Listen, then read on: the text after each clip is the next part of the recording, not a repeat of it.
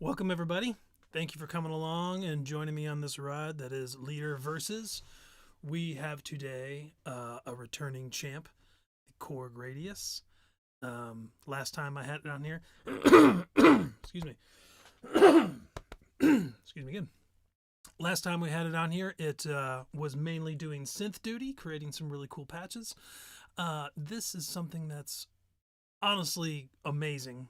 And it's why the Korg Radius will probably remain one of my favorite synths of all time. It has a full-on, one of the best I've ever used, drum machines built in. Essentially, Korg put, from my understanding, I've never owned an Electribe. Excuse me again. Sorry, I'm going to just go ahead and try to get that out.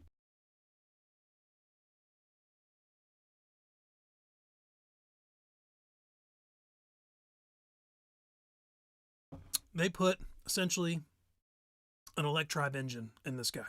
I've not owned an Electribe, so I can't speak directly for that, but I don't feel like I need to own one because I feel like I have one in here. Just a quick overview. The overall synth itself is multi-timbral. You can have 4 timbers per one single patch. It is spread across, I think, around 26, 28, something around voices, which is a pretty good amount.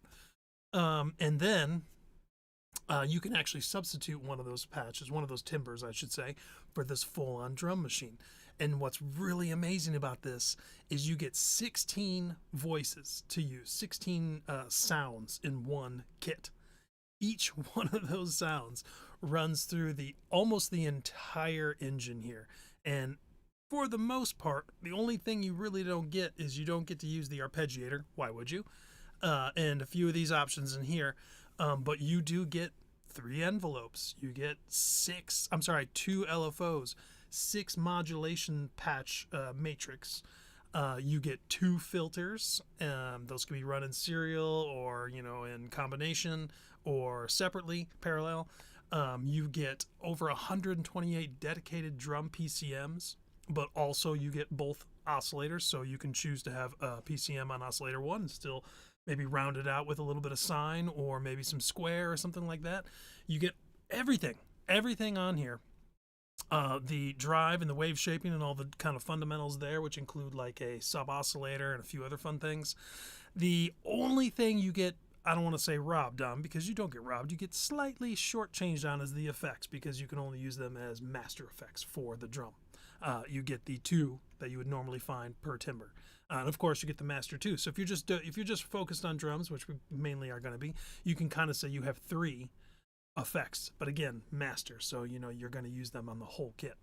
But nonetheless, fantastic.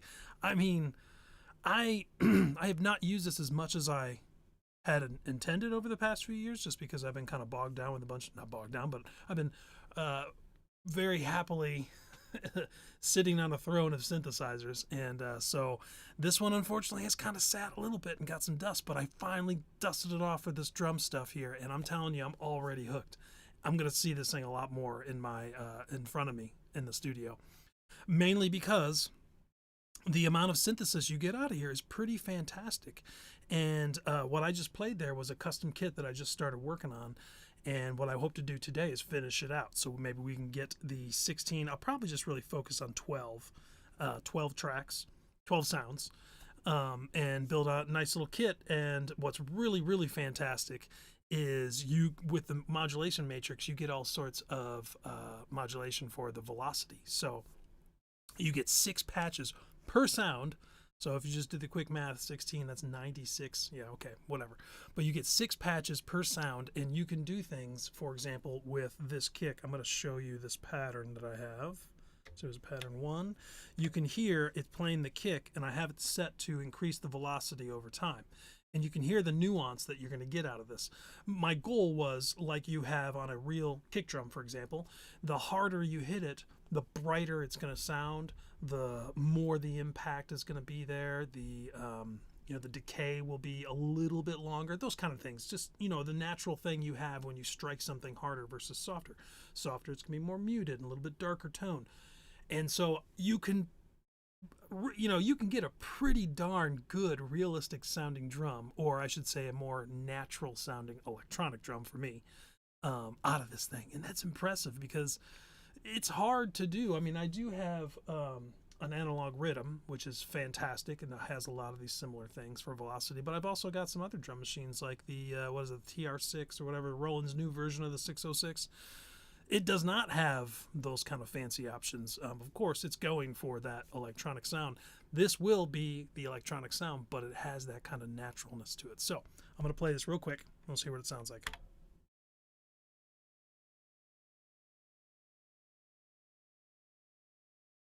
So you can hear how it starts nice and soft, but it kind of builds up, and you can hear it kind of building up and opening up and getting a little brighter and a little harder. It's not just increasing the volume. And I can show you real quick. So if we are on program, they call them programs. I'll go over all this stuff. It's a little bit confusing, but they call them programs. Well, at least I should say you use the program function here to play the different sounds. These are all going to be just initialized because we haven't put anything in there yet, but you can hear. So I also have that assigned here. It's basically just increasing on the keyboard from C2, I think. Let's see. No, it says C3. Yeah, I could be wrong. Doesn't matter. Point being, you get these, you can control it from here, and when you select them, you can see the options are changing because it's reflecting what each one is actually using. So if we go back to the kick, and I go over to my modulation here, so I'm actually going to go inside of it because I'm going to go edit. That way you can see more. Okay, there we go. So source, let me go around to the beginning again. Patch 1 is going for the pitch. I did try to create my own actual VA version of a drum kick. I did also use a PCM in there too, but this is going to the pitch, and this is kind of doing that classic like sine wave kind of pitch down. You can see this here. And it's actually doing for both with the PCM too, which I thought actually turned out pretty good. And if we come through here, we're going to see velocity to our filter, number 2. So I did use one to the first filter to kind of do some sound design. The second one, I am using that to kind of tame it a little bit through velocity. So the harder it's played, the more open filter 2's cutoff is going to be, allowing more of those higher frequencies out. And then we got EG2 decay. So this is EG2 represents the envelope generator, the amp envelope generator.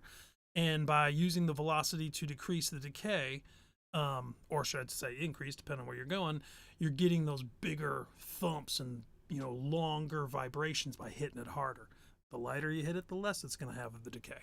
I actually matched that to the release as well because the envelopes are just ADSR. So you do not get like a one-shot traditional envelope that you would find in a lot of drum machines. So you kind of have to make do by matching the decay and the release. And this way, when you play it, you can actually hear. I didn't do that for the kick, but look, I can hold this down, or it's a little bit shorter. But it's not really that big of a deal. Very unnoticeable in my opinion. But the snare, you can hear a lot. So here's just one shot, if you will, real quick. And if I hold it, yeah. So I did that on purpose because I kind of like the idea of a long, again, I'm going for an electric kit. This is not an acoustic kit. But yeah, so you get these kind of controls. And then after that, I didn't do anything. I had 2 LFO patches, maybe even 3. Let's see. Yeah, I didn't even use that on that one. Oh, strangely, I don't have the velocity set on this. Oh, because that's LFO1. Did I just do the first ones? G3, velocity decay. Oh, I'm on the snare. That's why. Okay, so I did quite a bit. So then I added also some wave shaper, wave distortion that would kind of like really, really grit out that kick if you kicked it really hard. Which, if you think about it, you know, you beat the crap out of a drum head, it's going to start rattling a little bit. Maybe some of the actual shell or the bolts and stuff will rattle a little bit. So I wanted to kind of get some of that in there too. Anyways, very excited. So let's see what we got here. So I think these sound pretty good to me. My goal here is to kind of have one main kick. This one's sort of like a kick bass tom thing going on here. Then I want my snare, which we're going to work on and kind of shape up a little bit. Right now it's decent, but maybe a little bit too much. I'm not sure. It's actually kind of growing on me already, but we'll mess with it a little bit. And then I went for a rim shot. And then, so what I need to do is actually engage the group thing too, which I'll talk about here shortly. And then we also have our hi-hat, open hat. So open hat, I'm sorry, closed hat, open hat. These, I believe, are currently just, let me see, these might just be good old-fashioned. Not getting any audio. Oh, no. Oh, thank you. Jeez, man. Thank you, thank you, thank you. Yeah, appreciate that. That was a mess up. Okay, let me start over just real quick and just play some sounds here. So,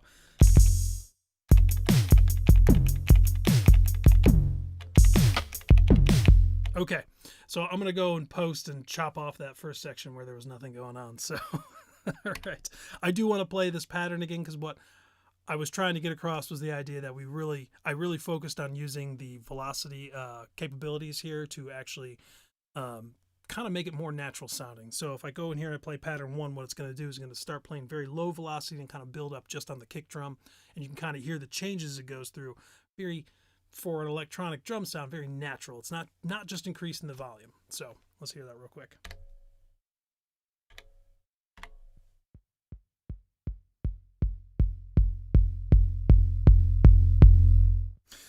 My goal there, like I mentioned earlier, was to make it sound like I was just not increasing the volume. I was literally getting a little bit more natural occurrence out of this thing.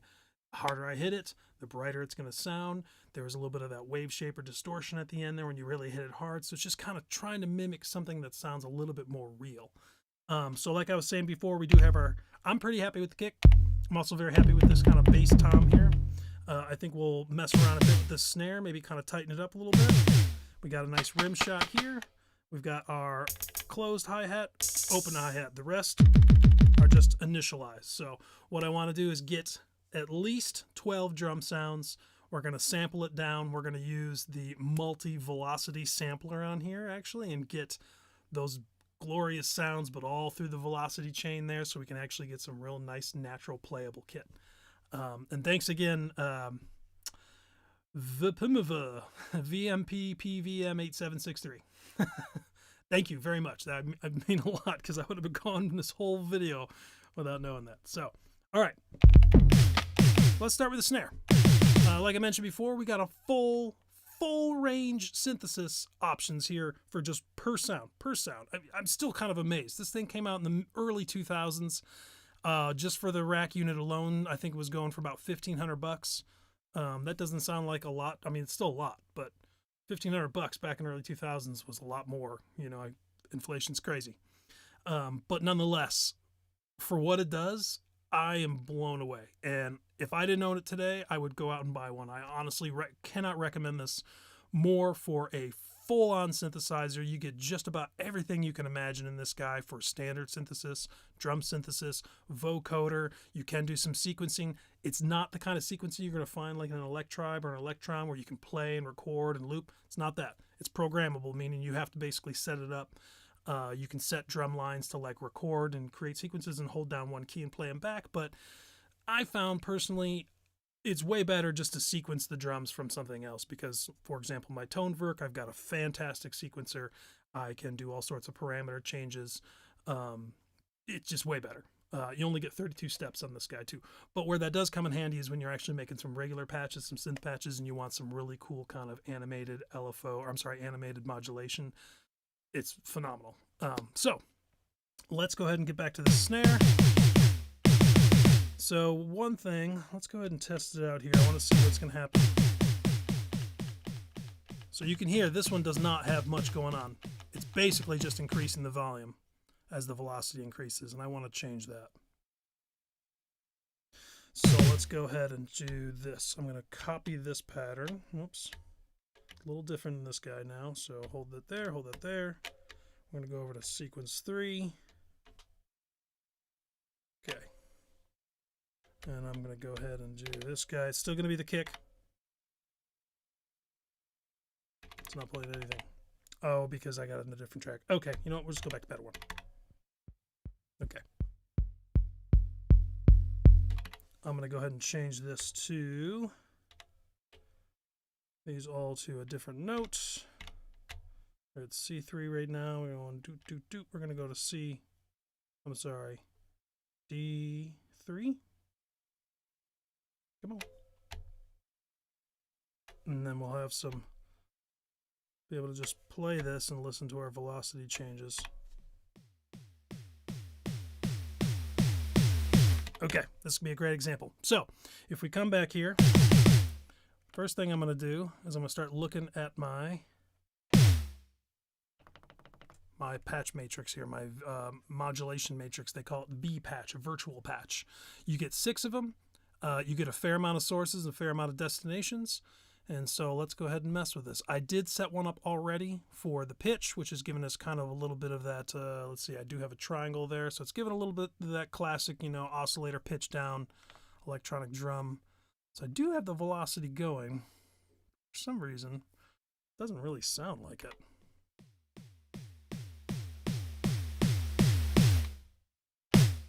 Okay, I think we do have that's for the decay. Let me check it out here. Okay, so if I come over to EG envelope 2, which is our amp envelope, so this is where it gets confusing. I'm going to tell you right now, this thing is fantastic, but you really have to familiarize yourself with it because it's very easy to change something or hit a button that basically moves you and kind of ruins everything or loses everything you just worked on. I will say what they did was confusing. Okay, right here you got these 4 options here, and this is basically deciding what these 16 buttons do. You can have it as a keyboard, which lets you play the sounds directly from the synth. Page refers to all the different pages you can see, name, common, timbre, voice, all the way over to utility. This is where you're going to kind of do your back-end editing. And then trigger is something different. It's for sequences mainly, where you can actually use this as a step sequencer when you actually create your sequences. Program, so this is where it kind of bothers me they did this. When you are in a regular patch, and it would probably actually, no, see, it won't happen here because I'm in the drum. So if you're out of drum and you're just in program, which is what's referring to your normal patch, 4 timbres, going to be all synthesizer sounds. If you have program on and you hit one of these buttons, you change patch. You change the entire patch to whatever patch is now sitting in that bank and in that number. So if you're in the middle of making a fantastic sound and you haven't saved it yet, and you're like, oh, well, I want to go adjust something in the utility page, and you click it and it was on program, goodbye, gone, forever. And, oh, that's tough. When I was warming myself up back to this just a few days ago, I couldn't remember how to play the drum patches here because I'd be like, okay, page, not it. It's only page or program. And I was very scared to touch program because if I touched program, I was worried it was going to shift to a different drum kit and lose all my sounds. Of course, I saved it, but still, I didn't want to get in that habit. But finally, I saved it and decided I'm going to go for it. And it is what you do to play the sounds. Very confusing. And if you spend a lot of time creating drum patches and you go to do the synth patches later, you're probably going to mess up and lose your sound. So keep that in mind. So anyways, I'm going to go to this page here. We are going to come and look at our different options here, and we're going to go to EG, which stands for envelope generator. We're going to go over to our page button to get to the second one, and you can see right here we have a decay of 44 and a release of 44. I mentioned this earlier, but you don't get a single shot, one shot envelope on here. It is just ADSR. So you do have to kind of mimic that one shot. I find a good way of doing that is by matching the decay and the release. That way it doesn't matter if you hit it once or if you hit it a lot, it will basically end at the same time. So you can either like tap it real quick, it'll finish. You can hold it down and it'll finish. You don't get a different amount. But I do realize when I was saying that earlier, the reason we're getting that now is because I have this V patch going to the decay. So what I'm going to try and do here, see if backing this down. So let's see if we can hear what this is going to sound like. Let's see.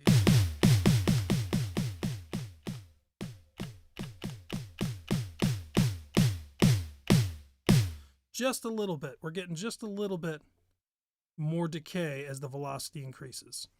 And that's good with me. I'm down with that. So I'm going to go ahead and match the release to the decay, because I want them to be, no matter what, the same, except for obviously the V patch.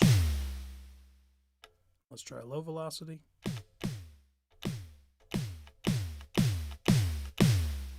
So it's honestly too much. I am somewhat going for a natural sound here. So let's go back.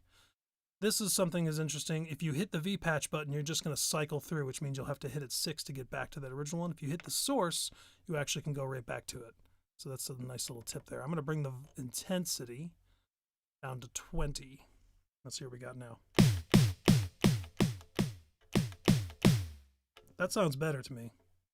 Here's all the way up. Yeah, see at 127, I'm getting a decent amount of decay.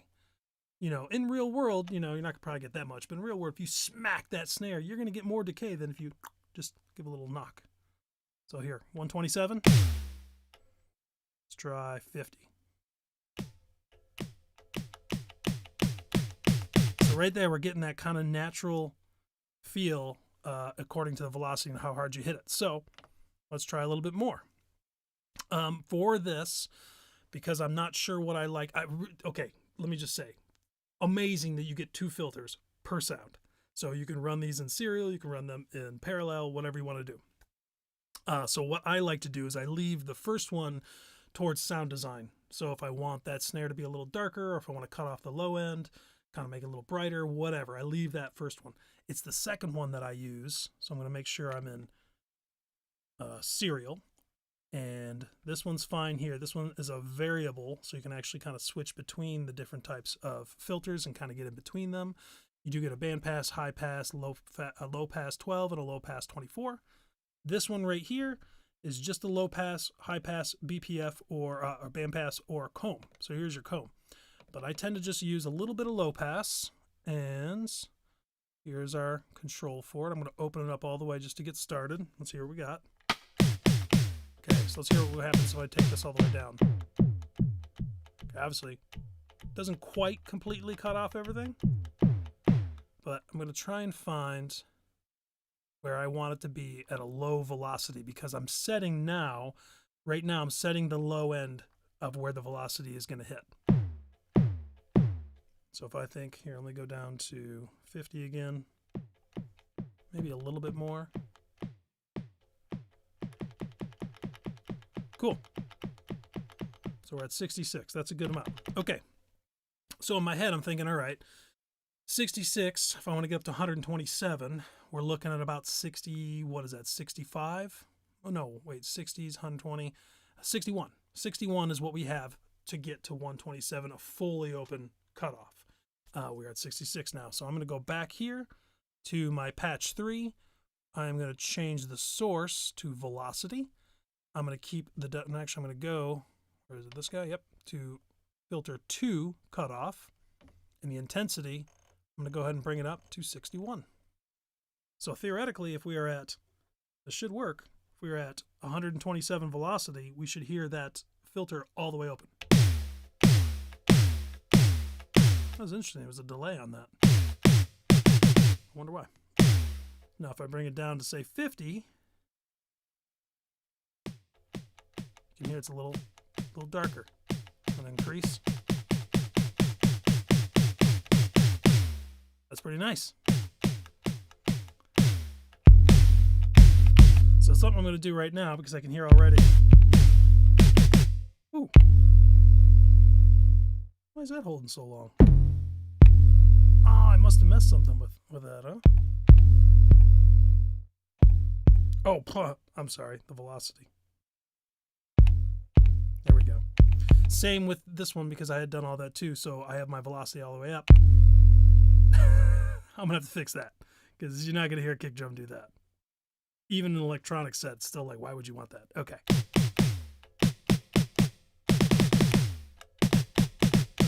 Cool, I like that.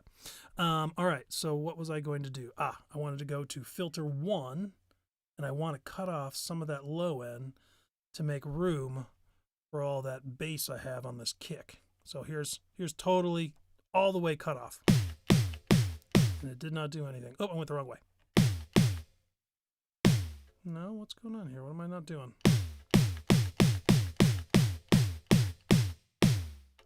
Oh my God, I'm on the wrong patch. Okay, hopefully I didn't mess anything up on this one. Open the cutoff. No, still sounds good. All right, let's go over to the correct sound. So it's actually kind of better to play it from here when you're starting to write because it changes it to the actual appropriate sound. All right, let's get this going. So what I want to do, like I said, is to cut off some of those low frequencies, kind of make room so the snare's not competing so much with the kick. So here, no cutoff. Obviously way too much. You can get it really down to just like almost a little splash or even a hi-hat.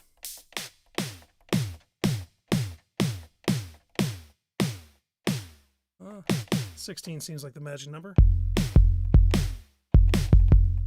Yeah, that's nice. We got a little more room for that bass. If we play at the same time,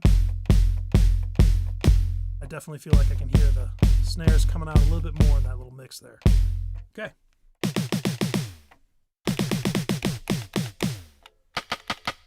All right. I'm actually pretty good with the rim shot. No, you know what? I think we need something a little bit less. It sounds very realistic, and that's honestly because I'm relying heavily on the drum PCM for this one. So let's hear what we get. Oh, make sure I get to the right sound. We got a ring mod going. Oh, I just added the sync, which is part of the oscillator modulation. Ooh.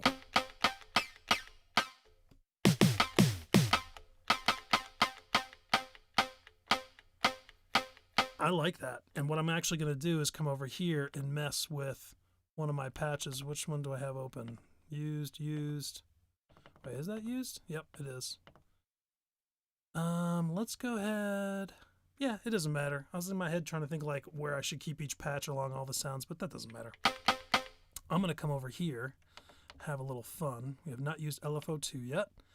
I'm going to find the oscillator 1 tune button. I'm sorry, oscillator 2. Oh, I bet you I don't have it, do I? No, you don't get everything.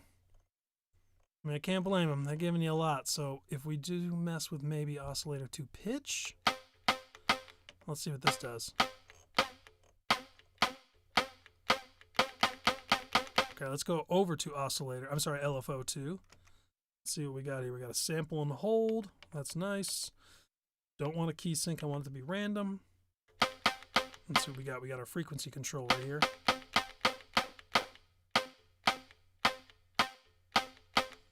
We got a shape here. Probably not going to change much when it comes to the sample and hold. I'm assuming it's been too long for me to remember what the shape does, but I'm assuming it's more of like a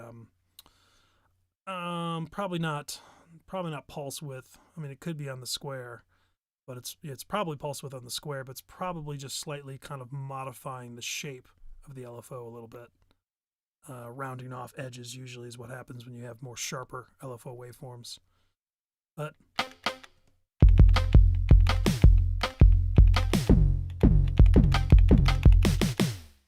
it's funny because I really love these three sounds, but I feel like the snare, it just doesn't fit right now. Maybe it doesn't have enough grit to it or something. Let's see what we can do. I don't have anything going on with the drive yet, So this is cool. You get this little drive section here. If you can see, it's got these little black labels. Just ignore those for now. Those are actually when you're in vocoder mode. Yes, I know I mentioned earlier, but just to remind everybody, this does have a vocoder built in, and it's actually really good. So it's such a cool synth. If they had sampling on this thing, it'd be probably the best synth that came out in the early 2000s, in my opinion. And it might still be, but honestly, sampling would just boom. And maybe like a playable sequencer. But anyways, it's good as it is. So if you come over here, you can see we can highlight, it turns on drive or it turns on wave shape. But what you can't tell is if you crank through wave shape, go down, you actually get a whole bunch of different sub options that actually change it entirely. So right now it's set to preamp. And we have, oh, I'm sorry, that's the wrong one. Where is it? There it is. Wave shape type. We have decimator. Let's see what this sounds like. Let's get some depth on there. If there's a way. Oh, yeah, right there. Oh, that might be where we're at.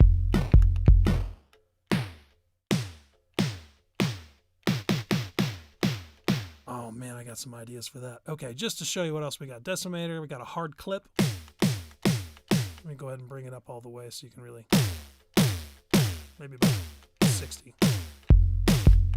Ooh, I'm having a hard time choosing now. I think that sounds pretty good too. Okay, octave saw. So this is going to give you a sub octave. Multi-try, I'm assuming, is something like multiple sawtooth waves. I'm sorry, triangle waves. Multi-syn. So I don't know. Actually, I take that back. This octave saw just must be an octave below, but then you do get a sub saw, square, and triangle, and a sine.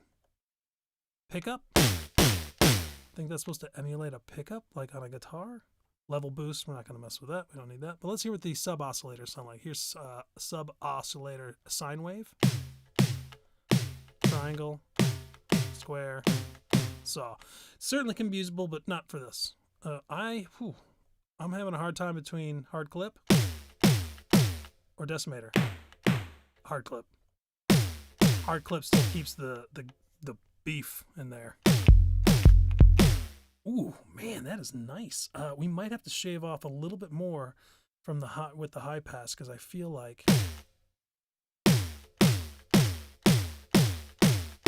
Oh no, am I in the wrong one? No. Oh, I'm in the wrong. We're supposed to be using this filter. Here we go.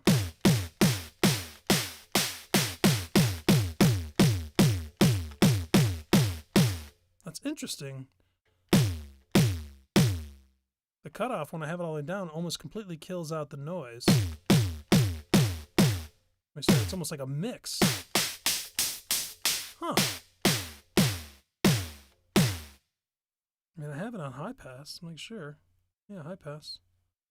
A little resonance, let's see if we get. Oh, man. Getting that ping.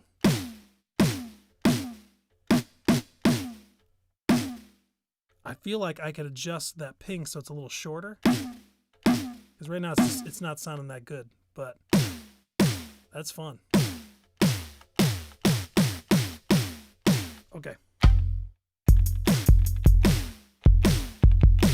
Oh man, I like that. We're going to go ahead and bring the volume down just a little bit. Okay. Let's do our little velocity test, make sure we're getting some nice variance on this.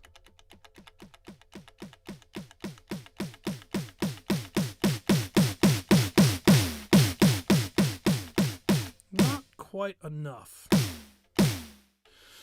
Well, we didn't mess with the or maybe we did have the decay. I gotta remind myself here. Let's go through the patches. Okay, we got pitch, we got EG2 decay. But you know, we didn't do the release. That's what it was. Okay, so I'm gonna come here and I'm gonna set the intensity to this to 24. I'm gonna come back down to patch 4. We're gonna do the same thing, velocity, but this time we're gonna assign it to the envelope generator 2's release, and we are gonna come down to here and do 24 again. Now, this is going to give us a lot more release right now because we're not done setting it. I just want to hear what it sounds like. Well, what happens if...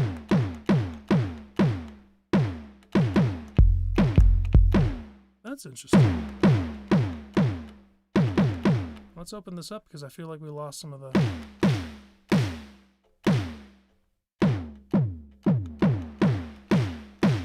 Okay. Okay. That release, you can hear it. Way too long. Not way too long, but still too long. So, okay. Go to page, EG, and now we can mess with this guy. So I'm going to bring these down. I increased it by 4, so I'm going to just try to immediately address that by going down from 17 to 13. But I think we need a little bit more. Let's try 10.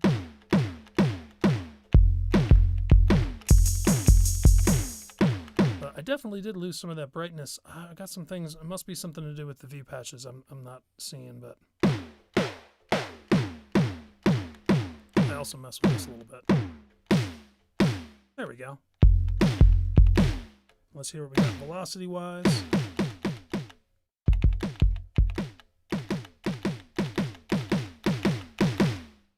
So really,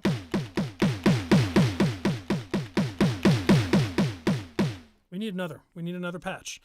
This one, I want to make the pitch go up a little bit whenever the velocity comes in heavy. So let's go to, we're going to do just oscillator 1 pitch.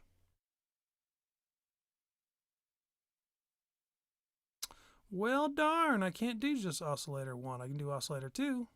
But I guess we'll do the whole thing. All right, let's just hear what we get. So here's nothing. Can go positive and negative, which is nice.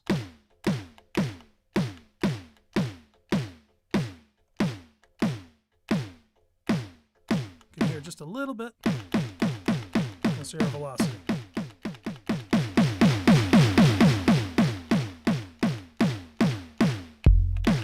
I feel like we got to do one more patch, and this is going to be, well, maybe we can fix it with the decay on these guys.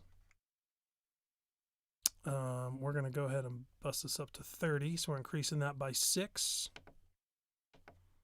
Increasing this by 6. We're going to come back here to EG, number 2, and we're going to bring this down to, let's try 0. We'll see what happens when we get 0.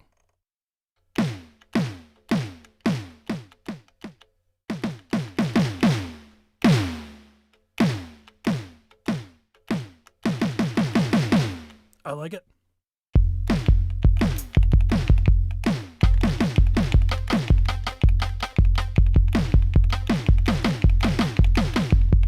Cool. All right. I think we should spruce these guys up a little bit. Maybe just make them a little bit more electronic, if you will. So let's go ahead and go back to this guy here. Select program for this hi-hat, which we're going to find right here. So, okay. What can we add to this guy to kind of give it a little more je ne sais quoi, a little more beef? Not beef, no. A little more, I don't know. I do have an idea though.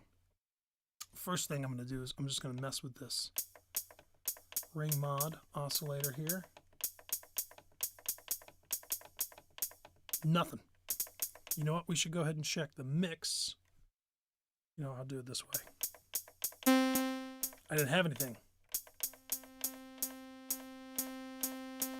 Okay, so one thing I should mention that's really nice, you actually get 3 envelope generators, so you can use the third one as just a direct modulation for oscillator 2. Action here. Because this is a drum PCM, it's not playing a long sample. We're getting this whole long sample on this guy. We don't want that. So let's go ahead and... Wow, the ring mod just takes... Oh, because I don't have it going... Okay.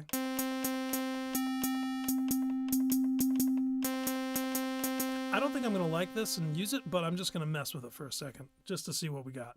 So let's go through our V patches. We have nothing going on yet. So the very first one, I'm going to come over to, let's do all the way back. Oh, source, sorry, I want envelope 3. We're going to come all the way to the beginning, and we're looking for oscillator level 2. Do an intensity of, let's say, 45. Okay, you can hear we got a bunch of sound coming out right now, but we're going to come back here to the envelope generator. We're going to go to envelope generator 3, and now we're going to mess with this guy. So by setting the release and the decay to 20, we should have a pretty short envelope, which will allow me to turn down the mixer of oscillator 2 altogether. And let's hear what we get. So you can see we're just getting a pink, but it's definitely matching more that of the oscillator 1. So I wonder if I can maybe tune it down. Now that's an idea. So this is where it gets confusing now, because you're like, oh, I'm going to turn the volume down. Well, you've already got volume all the way to the bottom on oscillator level 2 because our envelope is actually handling the volume. Let's maybe back this down to 10. See what we get. Still too much. Oh, wow. It's like, that's interesting. I can't quite, oh, you know what I need to do? Let's go back to 10. I need to go over and mess with the intensity. So you end up chasing all these things around. Yeah. So, okay. I like this. So now, actually, if I take it all the way out, there's nothing. If I can add a little. It's very subtle. I'm going to crank it up just so you can hear it. It's a 13. We'll come back down. I think 14 is the magic number.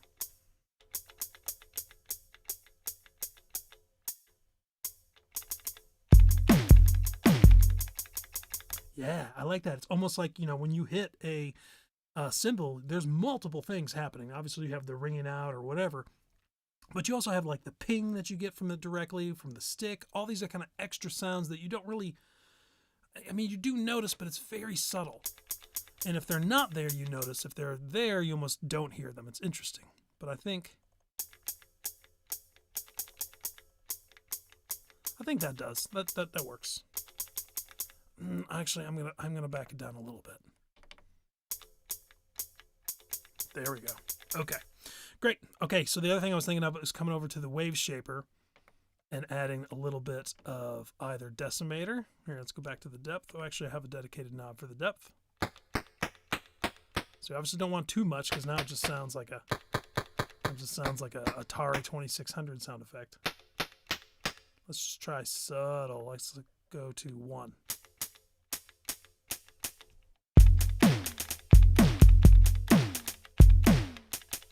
That's not bad. I'm going to go ahead and do what I was talking about with the snare. I'm going to come over here and I'm going to select parallel for the, this is for the routing through the filters. And I'm going to go to filter 2. I'm going to zero them out. And let's see what we got here.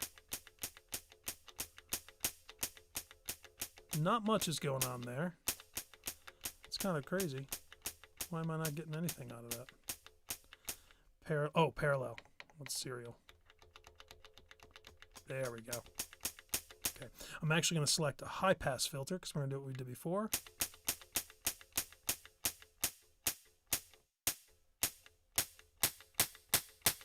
It's interesting that it doesn't just... I have to read up about that because I swear something different is happening here. I mean, that's all the way up, which should... Huh. What am I doing wrong? That doesn't make any sense. That's the high pass filter, resonance. Oh, that's fun. This is a self-resonating filter. It's an older digital filter. I'm not gonna lie, it's not my favorite filter, but it's definitely capable. Let's look down this page and see if there's something else I'm missing. Velocity sensitivity. So that's nice. We don't even have to use one of the patches. I actually should have checked there because you actually do have a velocity sensitivity for the filters.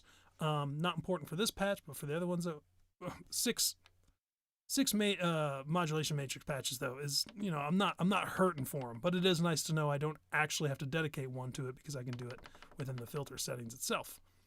No, maybe it's something to do with the drum PCMs, but regardless, we'll find our sweet spot.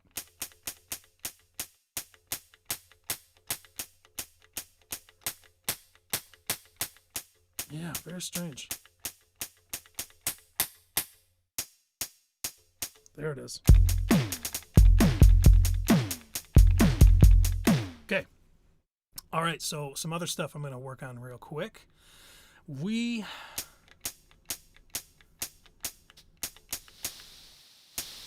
Okay. Yes. Okay. So we're going to play with this noise. Being that this is a drum PCM over here, we unfortunately don't get a lot of control on the decay for this particular PCM because it's just a short closed hi-hat. Just to be sure, let me make sure we're on page EG. I'm going to go to EG2. Yeah, you can see our decay set to 110 and our release is set to 110. So I mean, if this were to ring out naturally, then you would believe that me hitting this right here and holding it would do so. But it's not. So that tells me that the PCM that I chose is just a short close snare, closed hi-hat. So what I'm going to do is I'm going to leverage the noise to give us a little bit of some velocity decay, velocity sensitive decay. So idea is that if I strike it at a medium or low, it's just going to close, no big deal. If I hit it really hard, there's going to be a little bit of extra muffled decay. So did I already use EG3? I think I did, right? Because we were just messing with the oscillator too. So unfortunately, well, let's see. Let's see what we can do. All right, we're going to go to EG. We're going to go to EG3. We are looking at about 10. I think I'm going to have to increase this. Let's go to 20 again. That's where it was before. The oscillator 2 is not really... I'm going to turn the noise down. I think we're still good. In fact, I'm going to come back here and see how high I can go because I want more control to apply this envelope generator to the noise. Cool.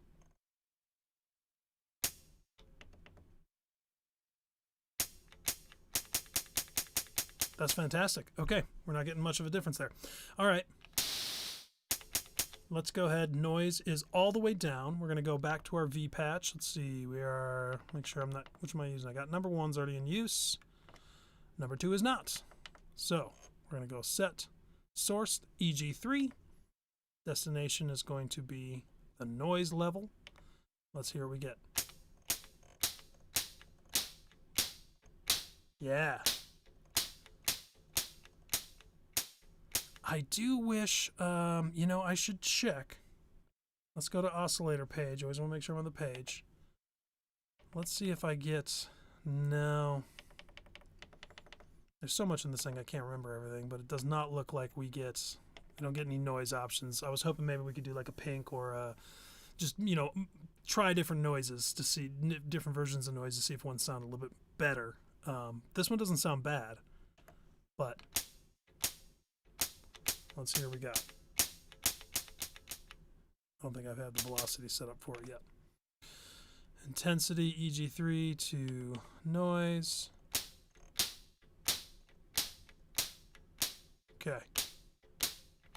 So that's velocity all the way 127. Okay, let's hear. So theoretically what should happen right now is as I turn the velocity down, I'm using this knob here to turn the velocity down for the note that I'm striking here, and this will give us the idea of what it's going to sound like. So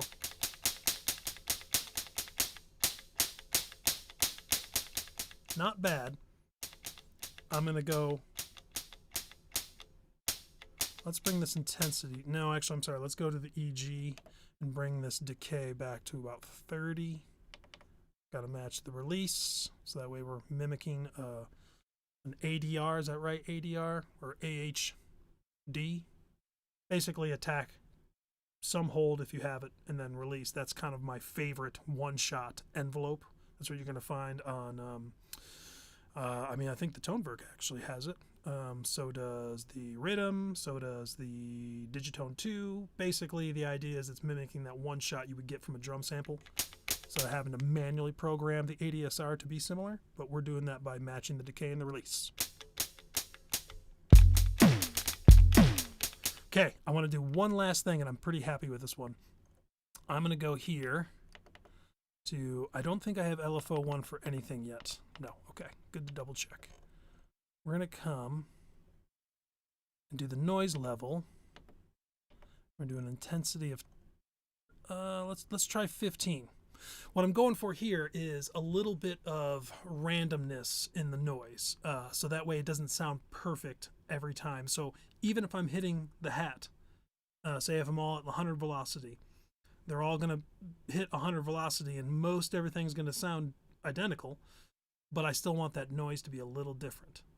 You will notice if you listen to a real drum set, like they can be, a very good drummer can be hitting with almost exactly the same velocity on each hit, but there's just subtle changes. Maybe you hit it a little bit closer to the bell, maybe you hit it a little bit farther away to the lip. It's going to change the noise sound a little bit. So hopefully this will give us a little bit of that natural variance. So we got a source 1 from LFO1. I'm going to make sure LFO1 is actually a sample and hold to give us a little bit of that randomness. I'm going to keep key sync off. Let's see what we got. Way too much. We want it to be very subtle, so maybe even try like 2.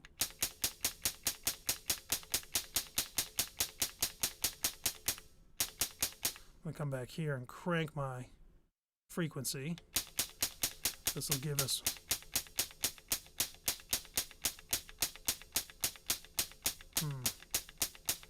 I don't know if shape's going to do anything on sample and hold, but let's try.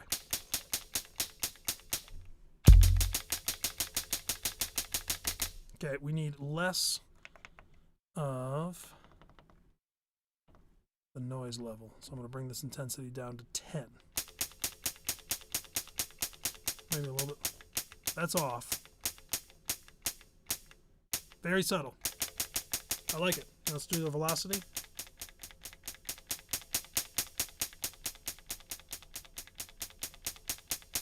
Okay, we need a little bit more work. We need to mess with the filter now.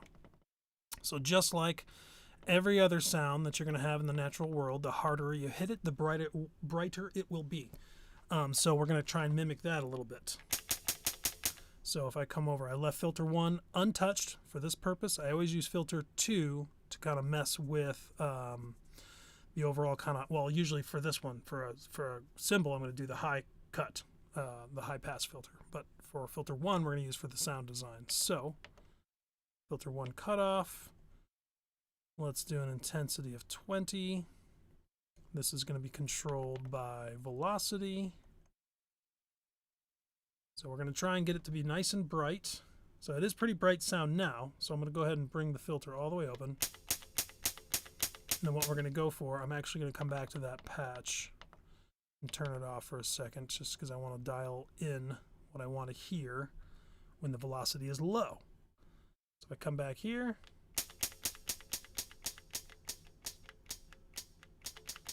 so let's go 81. That's nice. So that's a nice soft hit. And now if we go back to our patch 4, V patch, they call it a virtual patch. And what did I go from 81 down from, was like fully open, so 81 minus 127, we're looking at 19, so we're looking at about 46. Let's try that.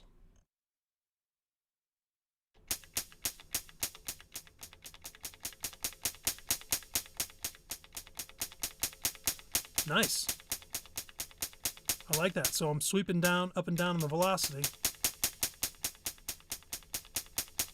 You can hear that brightness shoots up when I increase the velocity. That's exactly what I want. There's one more thing. We're going to do the same exact thing, but we're going to apply it to the pitch. Unfortunately, I can't do individual. Well, no, I can do just oscillator 2, but that's not the one I'm worried about. So we'll just do everything. We're going to go, we're going to keep it at 0. I don't know how much this is going to change because it's a PCM, but let's find out. I'm going to crank it. Let's hear. No. I guess because it's a PCM, the drum PCM is the main thing, so we're not getting a whole lot out of this. I wish we were. Yeah. Oh well. I'm still really happy with it.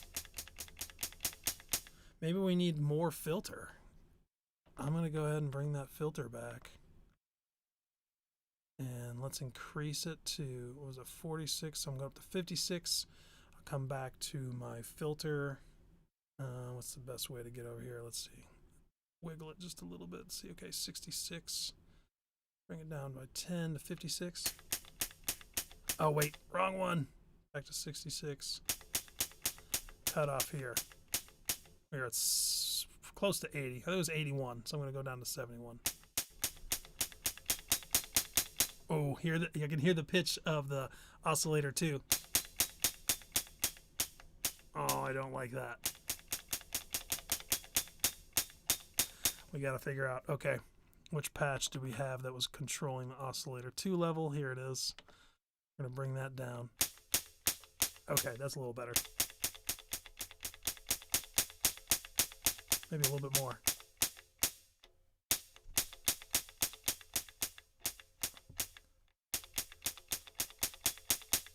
Oh, it's like I can hear it too much. Okay, I like this. Cool. All right.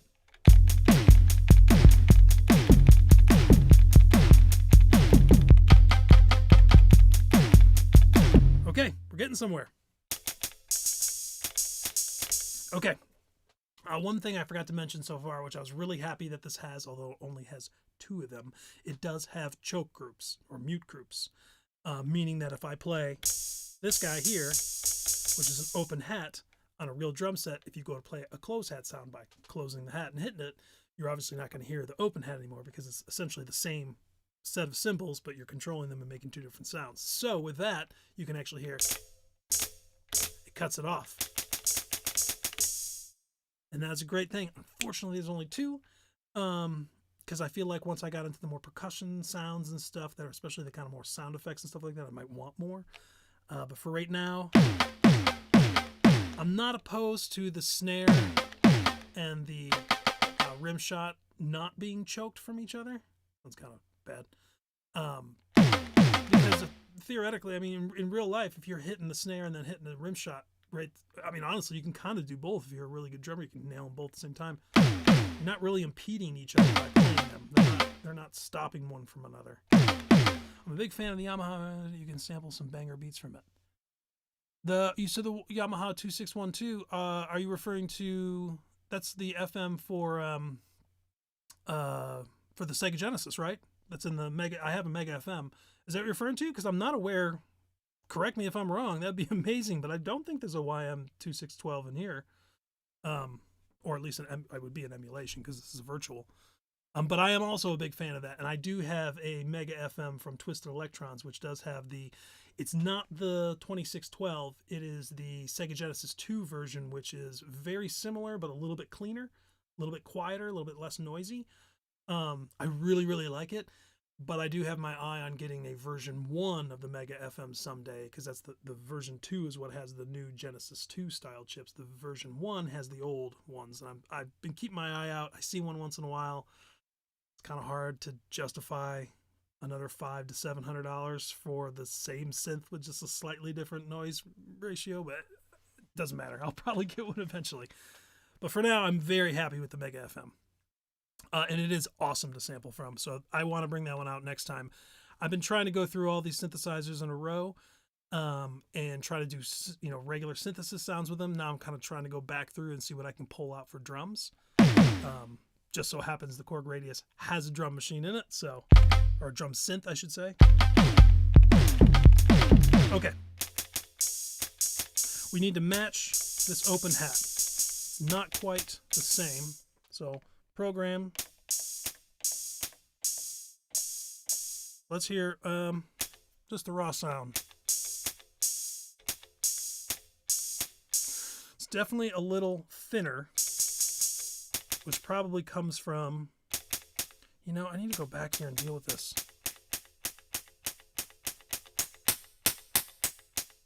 I still don't understand what's going on with this high pass because it sounds like it's increasing. And I know I do have the resonance up, but even without it. I don't know. That's strange. What am I missing here? Serial? Yeah. Okay. Weird. I don't have any EG on it. Maybe the keyboard tracking? No, keyboard tracking's fine. It's at 0. All right. I really do want to scoop out some of that high pass there. Maybe I should switch these around. Okay, we're going to do this real quick. I got to switch this around, so I'm going to come here and do a high pass. There we go. Maybe it's just reverse.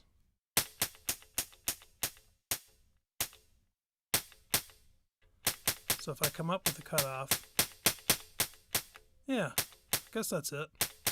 Just hoping to be more aggressive.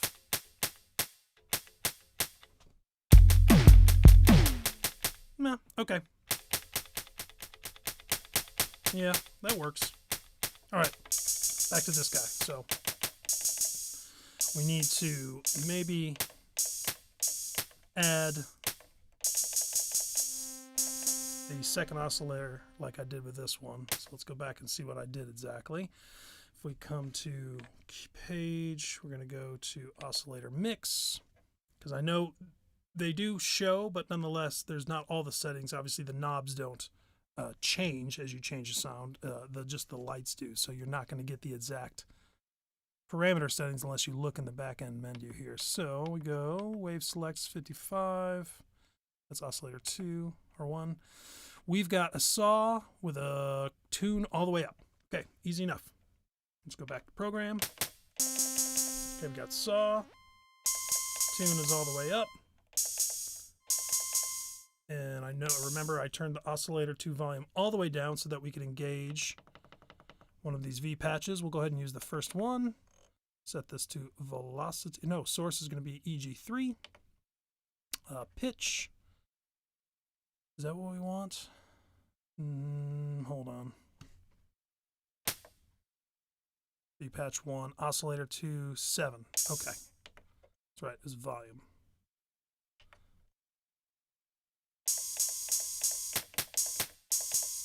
Okay, you can definitely hear that quite a bit.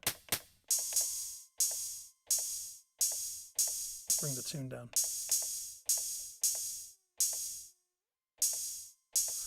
So I need to figure out how I'm going to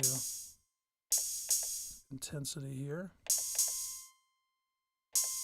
Oh, that's why. I need to come over to the actual envelope and bring this way down. So this is kind of nice. I have envelope page open. If I go back to program, I can go back and forth real quick. We're at 30. Matching the closed hat and the open hat.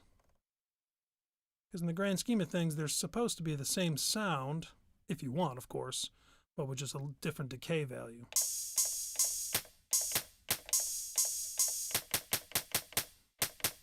So I got more stuff going on here that's causing,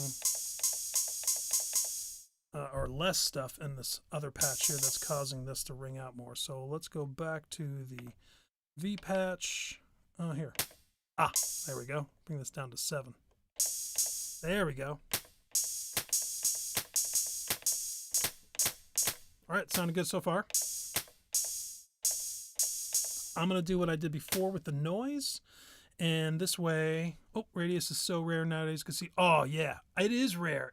I mean, you can still find them and they're, you know, $600-700, which is, it's hard to say. I mean, I think it's a fantastic value, but I can imagine a lot of people passing it up for something newer and more fancy, whatever. But this thing is incredible. It's really incredible. I'm still blown away. I feel like it wasn't that big of a hit at the time for some reason. I do remember the price when I first saw it and being like, wow, that's a lot of money. And then you saw them kind of drop in value. I think I got mine used. Geez, I'm going to date myself. Probably Yeah, maybe just a few years, 3-4 years after they initially came out. I got it for like $400 off of eBay. So it wasn't like some crazy Craigslist deal. So I bid on it and got, I think it was like $450 or less. Okay. What am I missing here? I got the noise. I'm pretty sure that's what I'm missing. So let's go ahead and mess with this noise. Let's hear what we got if we just bring it in. Yeah, it adds definitely some nice, thick beef at the end there. But what we need to do, obviously, is tame that. I think I'm going to go ahead and try to use EG1 or EG3 again. Let's see. And back to programs. Yeah, they're matched, but if I come here and go into the patch, we're looking for noise volume. Oops, EG3. Noise volume. I'm going to bring the noise all the way down. Oh, it took me out of there. It's helpful, but also kind of a pain. It's like anytime you touch something, it's going to switch to that page. Oh, yes, I have Radius as well, but after I bought a multi-poly, I use it. Yeah, let me ask you, how do you think, how do you compare them? I've seen the multi-poly a lot. I have a Wave State, which if I remember right, they run on similar architecture. I think they're both running essentially Arduinos. I will admit, when I heard that, I was kind of turned off because I was like, oh, Arduinos, those are just cheap little whatever, you know? And then after a while, I started reading up on it. People were like, what do you care? What does it care? You could run on, you know, sticks and stones or, you know, bubble gum. If it works and it sounds great, then it's great. And honestly, I bought the Wave State and holy cow, it's a fantastic synth. I mean, I'm constantly blown away about the pads and the cool motion stuff I can get out of that. But here, let me write it in case you didn't hear me. How do you feel? Let me see. We'll go back to synth. What are some of the big differences between the two? Multi-poly is definitely on my radar. I love Korg is one of those, to me, growing up, you heard Moog, you heard Oberheim, you heard all these different synth makers. I feel like Korg was not always up there in the top because for whatever reason they did it's more powerful and faster create patches for me. However, Radius has some advantages as PCM or formats. Yeah, I can see that. This thing is a little slow at sometimes in terms of my head. I imagine if I used it often, I'd be able to fly in it more. I don't know if you were here in the beginning, but I did mention there's a little bit of confusion when you come to using these little sections here that change what the keys down here do. And I find myself, if I'm not paying attention when I'm creating just the regular, not the drum synth, but the regular sounds, I can hit one of these program keys and it changes the patch and you lose if you didn't save whatever you're working on. And that has happened to me a lot. I only say that because I have a lot of synthesizers, so I'm not always sitting in front of this guy and then I bust it back out and I'm just like, oh my God, I just lost such a cool patch I made. So two things. One, I've gotten way better at saving when I'm working on it. In fact, while we're saying that, I'm going to go ahead and write. And yes, good practice. But yeah, it can be confusing. And I think even when I did the video last, was it like a month or two ago when I had this just as a regular synth I was making sounds, I could not remember how to use the dang step sequencer. I couldn't remember. So yeah, that was a bummer. And I said I'd have to come back to it. Yeah, I bet you it's the same. I feel like the Wave State does the same thing. I don't know if that's a Korg thing or it's probably just everybody. Like, you just got to be really good at saving. But I do wish, I mean, with the capacity we have in synths and the amount of CPU and all that stuff, it would be really nice if you had some sort of buffer that it saved whatever you worked on, you know, for the past hour. I don't know, some way to do that because, oh man, I've lost some good patches over the time on multiple synths. And it's just because, you know, you get in the zone, you hit the wrong button, you go to save it, and you hit the wrong key combination. I can't think of it off the top of my head, but there is some, somebody brought it up, the Mega FM. The Mega FM, I've lost a ton of patches on that because there's this really wonky way to save the patches. If I remember it, you got to like hold both the up and down patch buttons together. And man, if you don't hold them at the exact same time, you can lose it. And I've definitely lost some good ones on that. Yeah, this is what I said in the face. Yeah. Oh, okay. So you're saying the step sequencer, it's not like a live step sequencer like on an Electron device or even like you know, the Electribe sequencers. Is it more like just programmable and you just use it to kind of like modulate certain aspects of like almost like a modulation source? Is that what you mean? You can use roll bearing, which helps a lot. Yeah, definitely. There is a radius. Well, it doesn't really work on any modern systems yet anymore, as far as I know. But there is a radius editor, and when I first got it, that editor was worth its weight in gold, which didn't weigh anything. But if it did, it would be worth whatever, a lot. Yes, programmable. Yeah, I figured. Yeah, for whatever reason, it seems like Korg likes to keep the sequencer separate when it comes to their drum stuff versus their synths, because the wave state's the same way. It's like you can't write like a full song with different parts and link them together, which I wish you could, but I kind of get it because they just want you to focus as a modulation source, and obviously you just sequence it from another sequencer. I forgot what I was talking about, but yeah, doesn't matter. Let's just get back to it. Okay, we need a little bit of grit. I think we're going to move along because it is 9:10, and I really want to get at least eight sounds out of this guy, and we're still on 5, and most of these I developed most of the work earlier, so I'm running behind schedule. Let's try a little decimator. That is cool, but it kind of takes away too far from... There we go.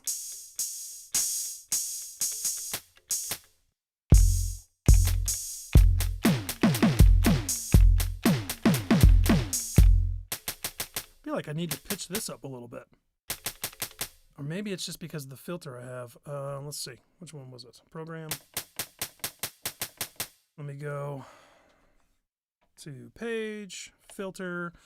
Because like I said before, obviously these knobs do not move. Wherever they are set the last time you use them, that's what they're... So they're not telling me anything as I switch patches. But if I go into the actual pages here, I can see all these parameters and where they're actually set. So filter balance is at 49. What does that have to do with serial routing? Oh, that's just this. Okay, I get it. I got you. Okay, we'll leave that there. So that's the filter page. If I leave it in the filter page and just go back and forth. Okay, so that's probably what we're looking at.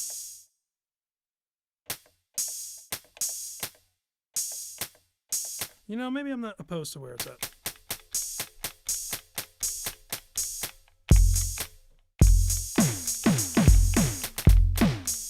They don't match, though. I'm debating whether I should... there's also predefined sequence pitch modulation, assignable sequences. That's cool. 4 assignable sequences. I think you get 2 in this guy. 4 is pretty amazing. I will say you get 2 per patch on this. I don't know how it's on the multi-poly, but 4 is awesome. You can really get some wild stuff. You're probably familiar with the wave state too, because obviously that takes it to a whole nother level. Like that's the whole concept of the wave state, is multiple sequencers dedicated to different sections of the synthesizer, while also being polyphon, or not poly. What's the word I'm looking for? Oh God, what do you call it? Oh my God, what do you call it when things run at different times? Oh, I can't think of the word. Doesn't matter. But basically, you can have one sequencer at like 4 or 5 steps. You can have another one at like 10 steps, and they can basically be running at different polyrhythmic. There we go, polyrhythmic. Okay, I gotta focus on this for a second here. We need to darken this because I like the way this sounds, and this is sounding a bit weak because of that. So maybe if we come here, we're gonna go to serial filters. We're gonna actually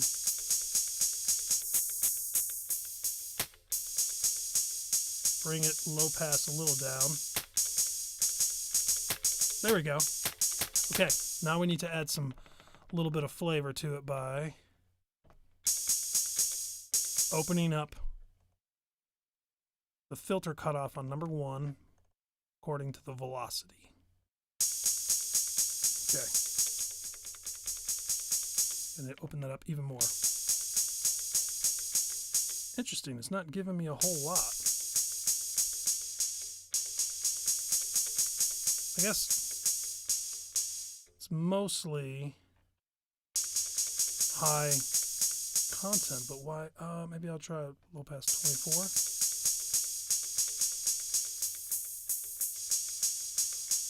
What am I? Oh, maybe I have another patch for it. It's like the filter's not closing all the way. No.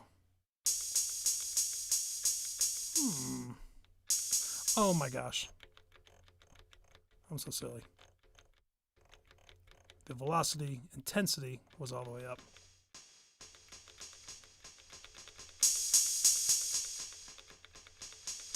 Okay, we're going to bring it down. Try this. Now we can open up the cutoff. So let's get a velocity of 70.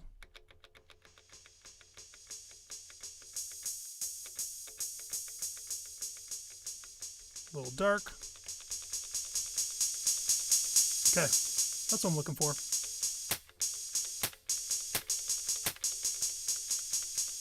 I definitely are missing something. Come over to this guy and we'll mess with this again. Wave shape, hard clip. There we go.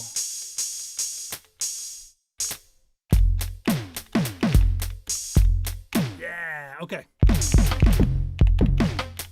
Okay. Got 5. We need 3 more sounds before the end. Maybe we can get up to 12. Probably not. So, what are we missing? I wouldn't mind having at least one tom. That, you know, for me, like a tom, I don't really use toms a lot in my drums, but that's my fault. Like, I suck at putting toms in there because, I don't know, even when I play drums live, I've always been more of just like the basics. I use a tom and a fill occasionally, but, you know, I don't rely on them that much, mainly because of the style of music I play mostly with drums, but also I'm just not really that good of a drummer, so I wish I knew how to use toms better. Oh, we got more information, but there is also predefined assignable sequences to be defined fully assignable. Yes, you know, I've just started using Euclidean sequencing, and thanks to the Digitone 2 was the first, I think, that had that. Actually, previous ones might have had it, but I just never really played around with it. That's fantastic. I really love it. It's when it comes to writing some like new different styles of music, especially more like not ambient, but like you know, kind of spacier electronic music that's not just like dance or on 4 on the floor kind of stuff. That's been really fun to test out. Yeah, I'm also not a drummer. Yeah, it's yeah, well, maybe that's a good thing because all the drummers I've played with were very wild guys. They were interesting cats. I will say, though, they were never short of gigs because everybody needs a drummer. Guitarists, you can throw a rock and hit 10 guitarists in a room. Piano players, you hit about 3 or 4. Drummers, they're in the back getting drunk, so they're hard to hit. Okay, let's do a tom. I'm going to keep it quick and dirty here, nothing fancy. Let's go ahead and see what we get out of our drum PCM. So I haven't showed anybody this yet, or any of you guys yet. Oh no, did I go to the wrong sound? Oh no! I made the mistake. Let's see if I can get back to it. Oh no. I'm gonna look at this thing. Where am I at? Crash. Hi-hat. Oh man, I can't believe I just did that. Okay, this hi-hat 88. But the pitch is way down. Okay. Oh, so I do have a pitch control. It's right here.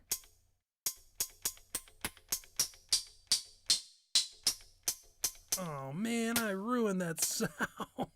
Dang.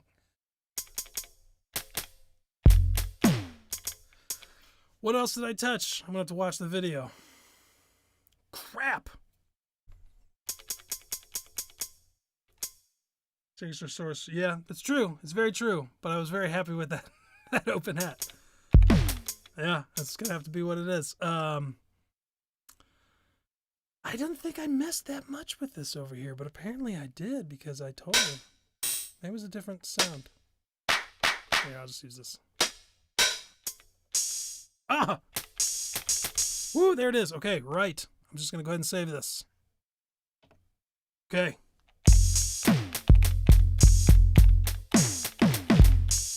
Might not be perfect, but it's close enough. Okay, back to this guy we go. Now we're at it. Now, we're on the tom sound. Okay, let's come back here. Gonna keep pitch the same. Find if we can find a good tom PCM to start with. These are all bass drums, snare drums. Oh, lots of snares, lots of snares. There's our rims, claps, hi-hats. I guess I could be playing these while I go along so you guys can hear them.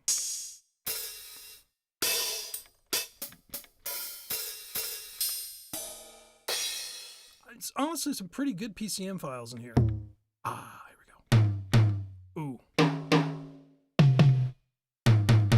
Dries, got my attention. Ooh, gate. I think gate wins. Because it's got that kind of like nice hold. It's got like a hold to the envelope and then cuts. Hence the gate. Okay.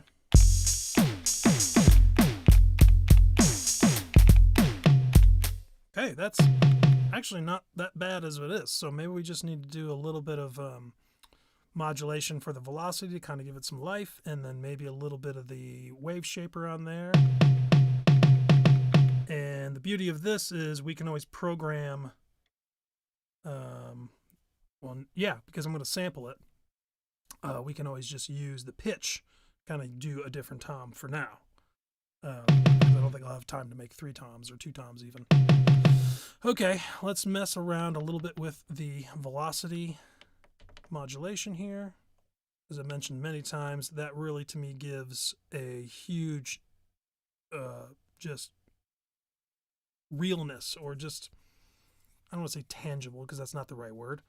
It gives you more of just like, you know, it doesn't sound like the machine gun simple drum machines. You know, if you listen, which is a style of its own and it works where it's supposed to. But if you hear those just like kind of machine gun snares on a track that's not really like acid or whatever, like thumping EDM, to me it kind of pulls me out of it. So I like something to have a little bit of variance as the velocity changes, so it sounds like you're actually playing the thing instead of just programming it. Okay, so we will start with a little bit of pitch, but I don't think this... Yeah, see, it's not going to mess with the pitch because the drum PCMs are not affected by the pitch parameter. They do have their own pitch that I just found out. Oh!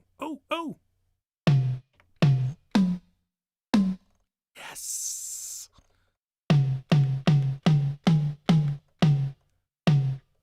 Oh, this is fantastic. Okay. All right. So just here, I got a 10 intensity on the pitch because it's under control, number control 1 here, knob control 1. So the velocity,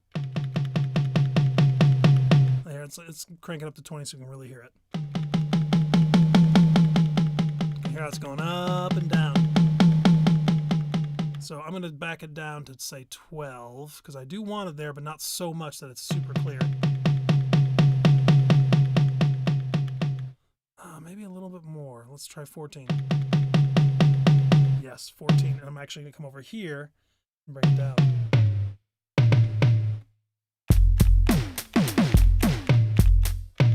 Okay.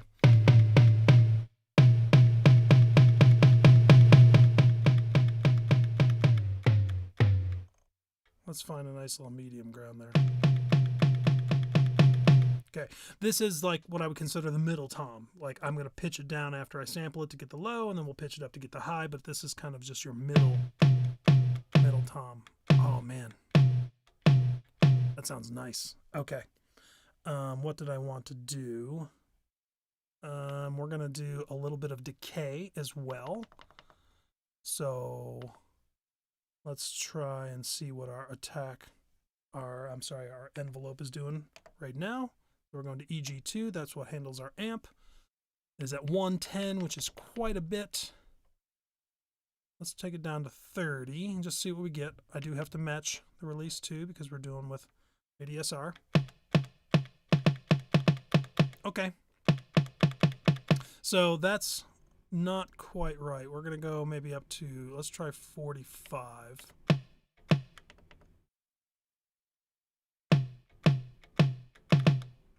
Maybe a little, no, actually, that sounds pretty good. Because now what we're going to do is we're going to come over to our V patch. We're going to come up here, do the velocity again. We're going to assign this to EG2, and we're going to do the decay. And what I had it about 40, I think, and it was originally at 110. Let's go ahead and do a 60. Let's just hear what it sounds like. So 60, and before I move on, I'm going to go ahead and do patch number patch 3. And this is going to affect the release. I know I've said this a few times, but in case there's any people that are joining late, the reason I'm doing this is because we do not get a one-shot, like a tack decay, tack hold decay envelope that you would find when a lot of drum machines have. I don't know why they didn't include it here. I wish they did, but you can, through an ADSR, you can mimic it by having the decay and the release be the same. The idea is if you hold the button down, it's going to have the same release and decay, technically, as if you just tapped it once, like real quick. So it's going to basically play the whole sound, no matter how hard or how long you actually hold the note.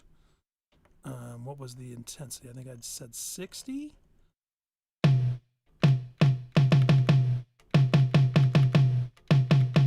So after I say that, what I'm really also trying to do here is change. Well, that's interesting. Hold on. I got something going on here that's wrong. 60. Oh, ha. I did the decay again. Needs to be the release. And I have the wrong one there. There we go. So you can see, tapped or hold. Same amount. But that is too much. So we're going to back this down to, say, 45. We're going to do this one, 45 also. Keep them together.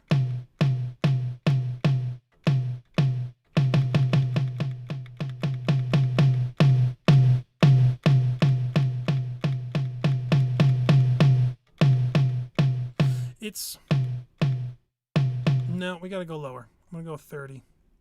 We don't want a whole bunch of decay on there. There we go. Now as I increase the velocity,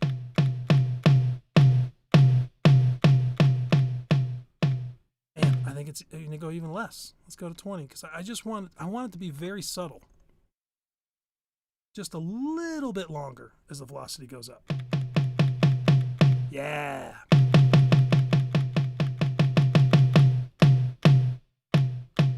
Oh, that's perfect. That's fantastic. Okay, great. Now we're going to do the filter, which, like I mentioned before, same kind of concept. Any acoustic instrument, the harder you strike it, the brighter it's going to be. The vibrations are stronger, faster, and therefore brighter. The lower you hit it, it's going to be a little more muted. So I want to kind of mimic that.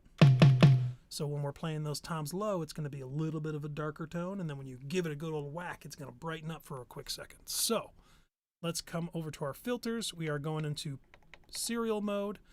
That means basically filter 1 and filter 2 are working in tandem. Not tandem. They're working in sequential or yeah, basically it goes through filter 1, finishes out of filter 1, and it goes into filter 2. Straight line. If they're parallel, then it's basically splitting the signal. Half of it's going into filter 1, half of it's going to filter 2. We can select that. Single itself is just using filter 1. That's all you get.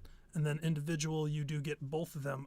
You know, that's interesting. I'm not really sure what the difference between individual and parallel. I'll have to look that up because maybe parallel splits it in half where individual sends the full amount to each one. I imagine. I'm not going to mess with it. I'm not that interested in it right now. Getting lost. Okay, we're at serial. We are at filter 1. We are going to bring down, this is the sound design, or actually, I'm going to leave filter 1 here. Let's try filter 2. Yeah, filter 2 is nice because we can only use just a little bit. We don't have to worry about the sound design aspect. We're just doing kind of a more of a utilitarian function here. So I'm going to try and find where I want it to be with like low velocity. So I want it to be somewhat dark. Okay, that's not bad. Not bad. So we come over to our patch. I'm going to see which one I haven't used yet. Okay, right here. V patch 4. Back to velocity. Filter cut for number 2. Now here. This is going to be, I'm going to max out the velocity. So we're hitting it high as we can. Now we're going to set how bright, the brightest I want it.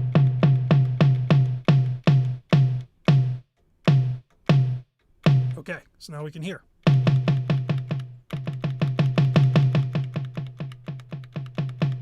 So I want it more. Part of the issue is that you set it, let's see, bring down, let's find a velocity that I would consider low. There we go.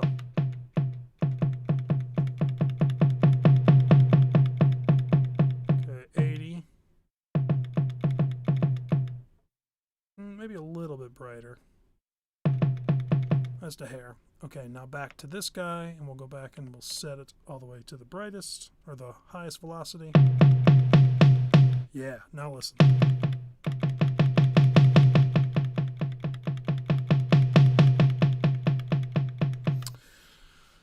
There's something else. What am I missing? We got decay. Mistakes, yeah. Velocity for, this is the pitch. Decay, release, that's our overall. Do I need to be brighter?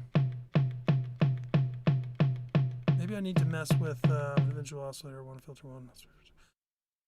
Oh, thank you. That makes sense. That totally makes sense. Very cool. That's pretty cool.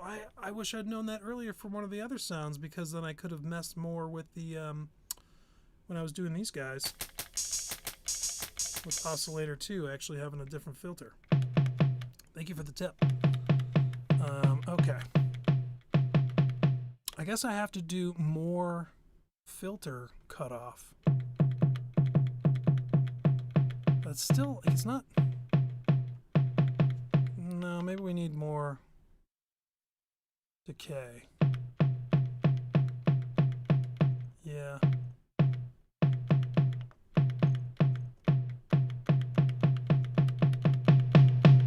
There we go. I'm actually going to bring the release down even more. Let's do 35. If I did really like 20.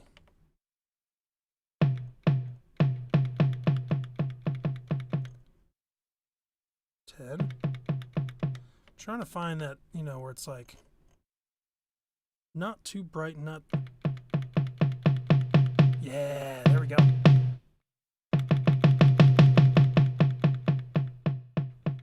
I feel like I could tweak this all night long. You know, I'm gonna go to 5. I'm gonna go to 5.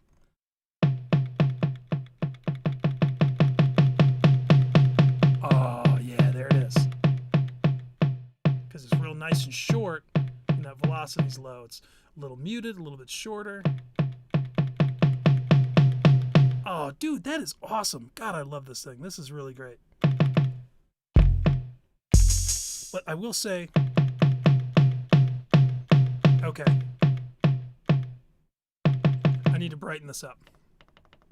Let's see, that was this guy. We're going to go filter cut a little higher.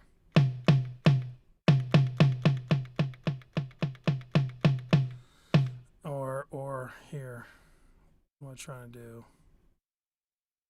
Maybe I'll go back there, but I'll decrease this or increase this a little bit.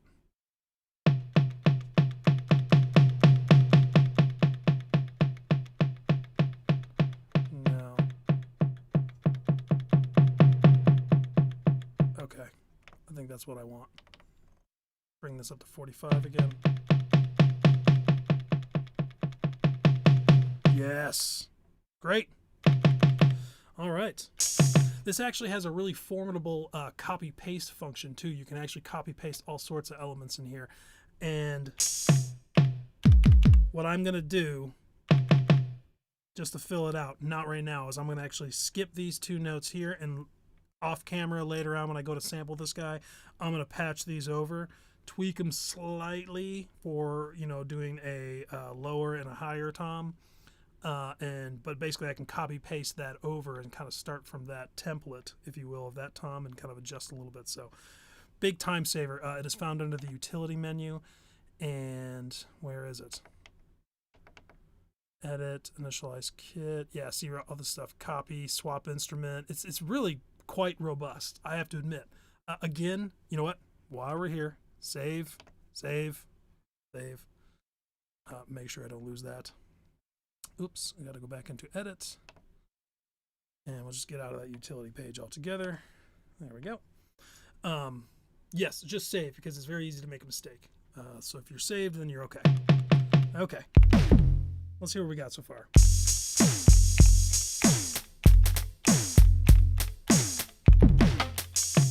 Cool. We need to, one last thing on this guy. We're going to use a little bit of that hard clip on this guy too. Oh yeah. You know what I could do? I'm never going to finish these patches because I keep going. Let's go ahead and do this too. I wonder if I can affect the wave shaper amount. God, I hope. That would be super cool. Where's velocity? Velocity, there you are. Let's see. Okay, we can actually use these patches to affect another, when I say patches, the V patches, the modulation matrix, you can actually affect one slot with another. So 1, 2, 3, 4, 5, 6, which is pretty cool. Let's see. Come on, come on. I hope you have it. Oh, it's not there. Oh, oh, oh. Drive. Yes, there it is. Okay.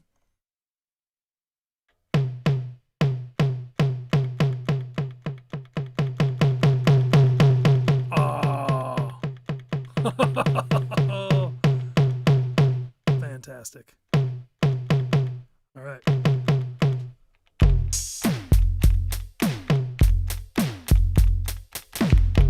Oh, that's fantastic. Oh, man, I love that. Okay. Skipping these two because, like I said, we're going to copy paste those. And let's see. What do we have left? We have 3 toms. We have hi-hats. We have snare. We have rim shot. We have 2 bass drums, or kind of a bass and kind of a weird, funky low end sound there. So I guess we're just on to cymbals. So 1, 2, 3, 4, 5, 6, 7, 9. Yeah, that gives us at least 3 cymbals, maybe 4, depending if I want to add some percussion, maybe like a conga or something. So we're at, okay, so we're here. A. So A to C, these 4 keys are open right now. So I'm going to go ahead and jump to the end. I personally like to put my crashes all the way at the end. Just kind of like to do it that way. So we're going to program. We're going to come over here. This is where it gets a little confusing. 1, 2, 3, 4, 5, 6. 1, 2, 3, 4, 5, 6. Just make sure I got that right one. Yeah, okay. There's not a notch on this knob. I like a lot how these have the notches in the middle. So if you're trying to find that central, the detent. Is that right? Detent? Jeez, why am my brain's not working? Anyways. All right, let's go and find ourselves a nice drum PCM for this one as well. So I'm going to go ahead and turn, make sure I'm on that. Yep. Turning the oscillator 2 down. Oscillator 1's up, noise is up. Okay, let's see what we got. Pretty far back for our crashes. Here we go. Oh man, not a lot of crashes? Let's see. 2 crashes. Oh man, lots of fun stuff in the end there. Ha! It's like some beatboxing stuff. It is a beatbox kit. Okay. Man, I'm bummed there's only 2 crashes, but I guess, crashes take up the most space because you have to let that ring out. But we can use it. Okay, I think I prefer the brighter one because I can make it darker. The darker one, you're kind of where it's at. You can't add bright. I mean, you can tweak a little bit, but you're not going to get a lot of brightness out of it. So, okay, let's try pitching this up a little bit.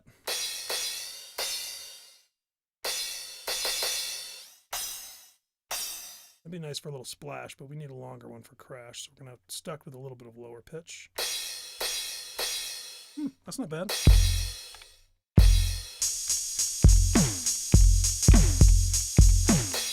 Okay. So what are we gonna do? I don't think I need to add a second oscillator, but I definitely feel like I could add some noise.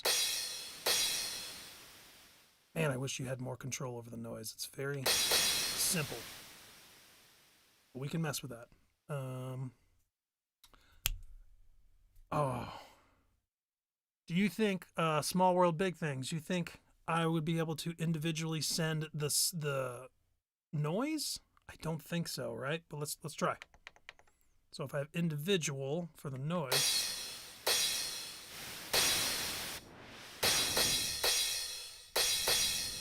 yes, dude, props to you, brother. That is killer. Oh, that's perfect, because that's what I wanted. I want to just cut off the low end and just do a high pass filter on the noise to get that extra bit of... Oh, that's so awesome. Hells yeah. Okay, well, all right. Let's turn the noise all the way down. This way we can go over to our V patches, our mod matrix, and we're going to do EG3. Set it to noise level.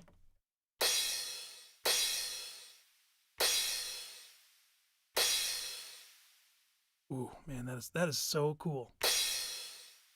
But we need to match it a little bit better here. Yeah, it's too high. But I can cut off a lot of that. Okay, let's go to page EG3. Now we can actually mess with how long that noise is going to stay. Oh, into 51. Let's try that. That's what we got.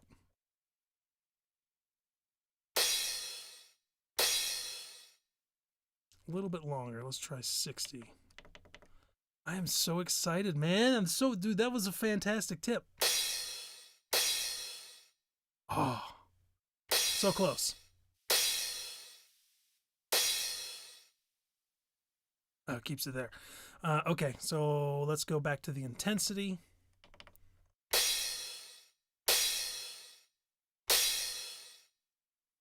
Okay, back to the envelope. A little bit more. Let's try 70. I usually go in increments of 10 to you know, and then a little longer maybe. Let's try 80.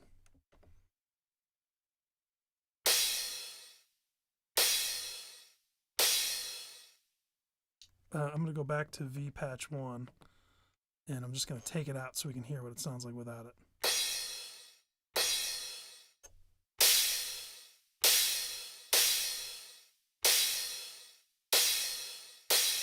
Okay, we need more length, so we're going to crank it up to 100. I think it was at 110 previously, and I thought it was too long, so I thought we'd have to go way down, but maybe I was wrong.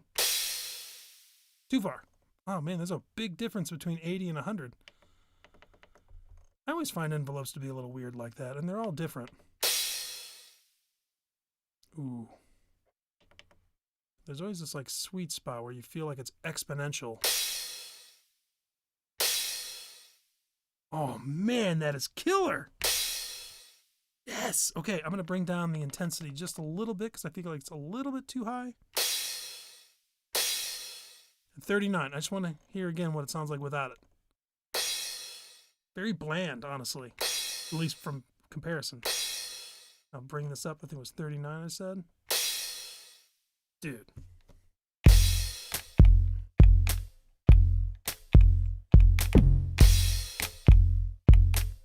Oh. The beauty of this is we're going to sample this with the velocity layers. So there's going to be like, you know, for every drum sound, there's going to be probably at least 8 samples. Hell, I could even, man, I wonder if I could figure out how to do that with this and do some round robins. But I guess it doesn't really matter that much because it's still a synth. It's not like a human. And I don't have a lot of sample and hold or random modulation here that would really change much. But point being, I'm going to individually sample these, multi-sampling so that you get all the different velocity sounds, you know, variations. And then, excuse me, being that they're individually sampled, if I felt so inclined, you could essentially put different reverb and different sends amounts for each one of those. There is one catch, and that is that the ToneVerk, currently, I do hope that they maybe add this down the road, but currently you only get master sends on the effects. Basically the same like the Radius. You're not getting effects per drum sound. You know, in reality is like, you're not going to find that in the real world drums, but, you know, we're not always going for real sounding drums. Okay. So, let's get some of this velocity going here. Velocity patching. So we're going to do a little bit of volume. I'm sorry, not volume. Crap, should I mess with the decay? Because now I feel like it's going to be a little tough because I just used EG3 for, well, no. Because I can patch one of these V patches to, I can use V patch 2 to affect V patch 1. So I should be able to pull this off. So I'm going to skip to V patch 3 because I'm going to try and leave 2 for what we're going to do afterwards to mess with patch 1. Just kind of keep them next to each other. So for patch 3, I'm going to mess with the decay, which is going to be amp envelope EG2. Okay, so go to velocity. We're going to go to the decay first, EG2, and we're going to, let's do this first. Let's bring the decay down.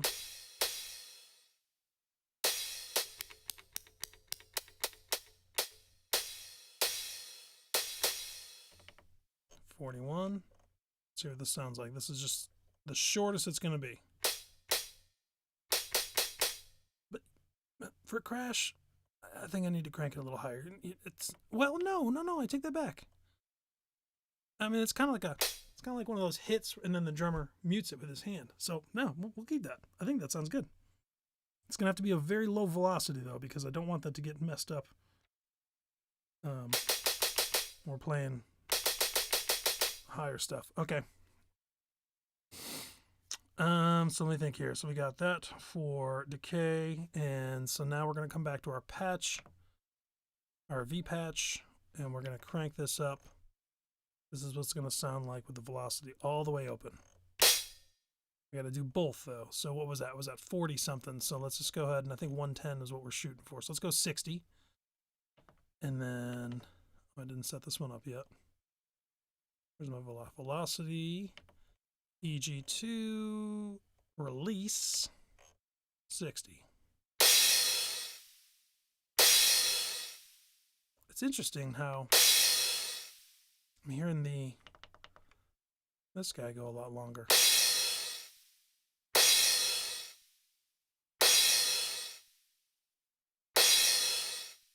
Okay. All right, so that's velocity all the way up. Let's hear what we get when we crank the velocity down. Go down all the way to 50 or 60.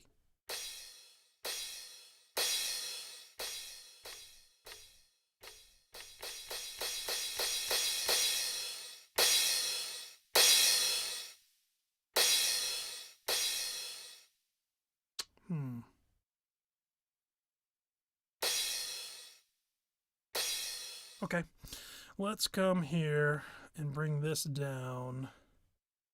We're going to go to 40 for our intensity on the V patches, which means I'm going to have to go back to the EG and increase it. Right? Yeah, let's try 97.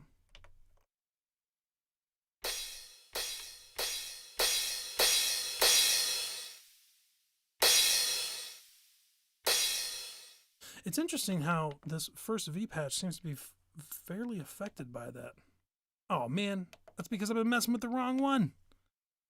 Let's try 80.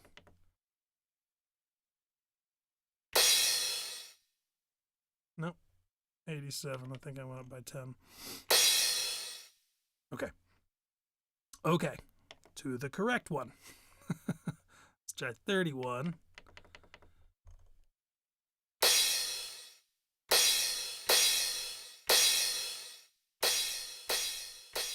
Oh, listen to that. Beautiful. Beautiful. All right, we've only got one 2 things left. I think we're going to mess with the filter so that we get, again, that kind of into the timbre, if you will, where obviously the lighter we hit it, the less brightness, the harder we hit it, the more shimmering brightness we're going to get. So we need to kind of mimic that. So we're going to come here to, first we'll come over here and set the filter. We have it as individual, so this is where it's going to get a little bit tricky. We're not going to be able to mess with the noise. The noise isn't doing too much anyways in terms of timbre. I feel like it's just kind of like subtly in the back end and it's kind of low. So I'm going to, hopefully we can just get away with doing the first filter on the PCM. That's a little bit, but I think we can, I think I got to work around, but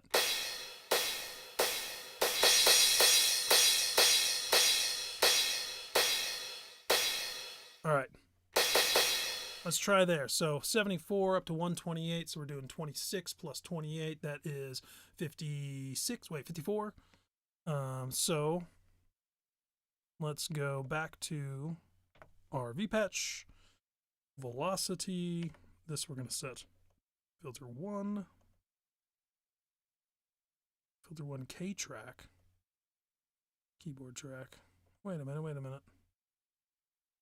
Oh, okay. Whew, I got a little nervous there, like somehow it took away filter cutoff. What did I say? It was 20, so 54 higher. Let's try.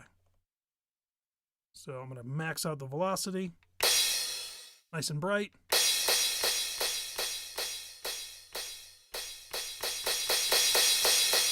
Oh man, that is killer. All right. I'm sorry. There are 2 more things left. I thought it'd be 1, but I want to do the pitch as well because again, same thing. Timbre is pitch and frequency. So we're going to come here and do velocity. We're going to come to the overall pitch. And before I actually do any increase on it, so let's just say that's as high as the pitch is going to go, which means I need to come over here and find where I want it to go down to. Oh, and I just remembered the pitch doesn't matter. So hold on. I'm going to go down 9. Is that enough? Still at max velocity, so that's not really giving me the idea. Let's start at 10. Okay. Come here. We don't get to do pitch because watch. Pitch doesn't do anything because pitch for PCMs is actually control knob 1. Okay, I think it was 10 is what I went down to, or something similar. So let's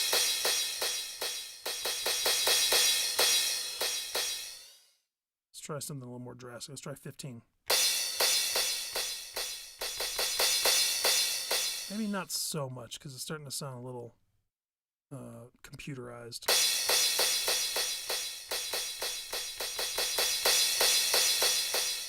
That works. So the idea being the harder I hit it, it's brighter and a little bit higher pitch.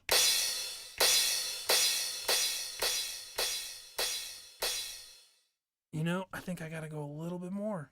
Let's go down. Oh, was that 13? Let's try 17. Let's see if we get this to 17.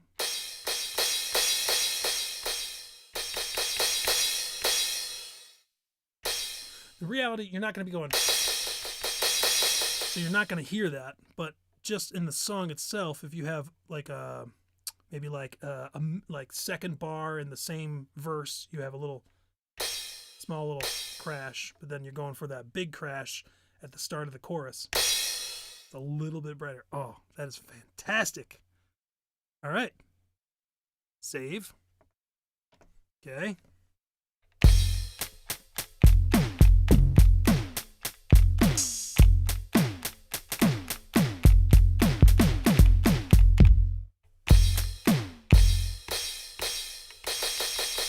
Bring that up a little.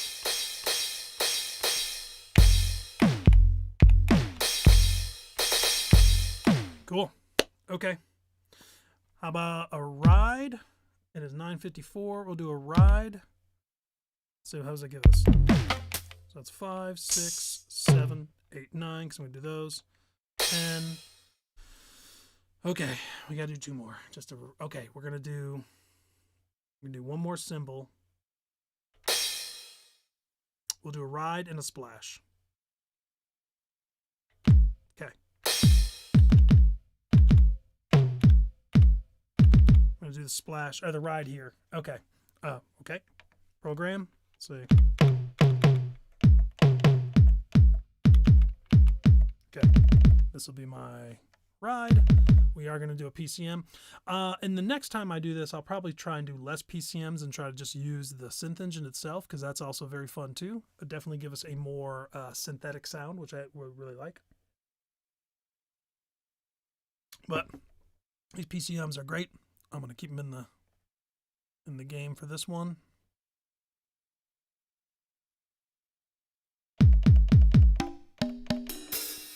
Let's see. I'm not getting a lot of rides. I think just two.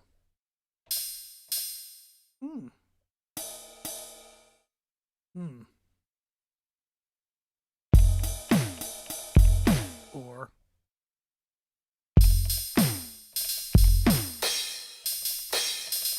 yeah, we're gonna go with the very synthetic sounding one. I might beef it up actually with oscillator too. So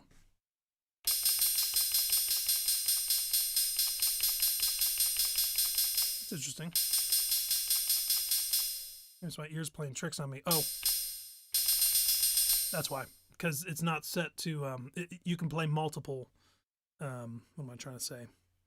If I keep playing this, it's not cutting off the previous sound. So it's playing polyphonically. You can hear some phasing going on as I play. Because I was like, man, it sounds like it's got some variation already, but it does not. Okay, so we are in the right one. What are we going to do to this guy? Let's, it doesn't really need that much, so we're going to obviously do some velocity stuff for it. But let's go ahead and see if we can add a little more depth to it by bringing in oscillator 2.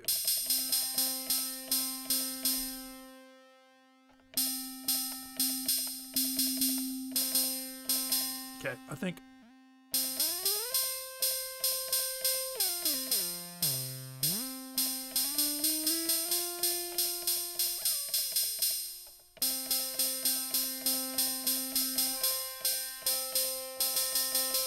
Okay, so in order to make this not sound really weird, we got to come over to patch 1, and we are going to bring down, first of all, we're going to bring down the volume all the way, and we're going to come over to that patch again, and we're going to set it to EG3, our non-dedicated envelope, our free envelope.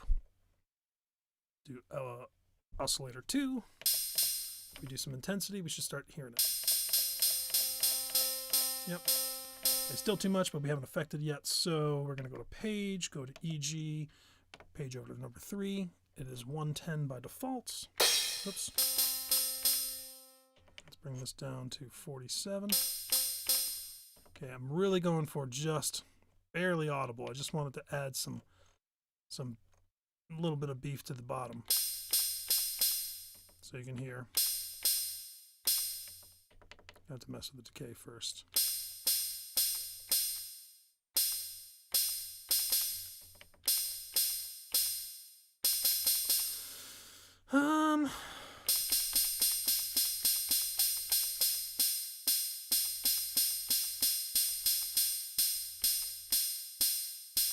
There we go. Okay. I like to go back and hear what it sounds like without it. So here's all the way up. 19. That's where we were. Very subtle. But it's almost adding like that stick. Like if you hit a drum cymbal, you actually get to hear a little bit of the stick. I feel like it's giving like a little bit of that transient. A little more punch to it too. Okay, very subtle, but I like it. Okay. Do we want any noise? Yes, we do want a little bit of noise. I think I'm going to try something here where I just do the same thing. I'm going to run out of V patches here, but if we do EG3, and we're going to go to noise level.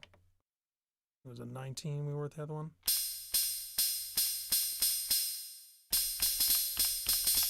Cool. I like that. Okay. What else do we need to do to this guy?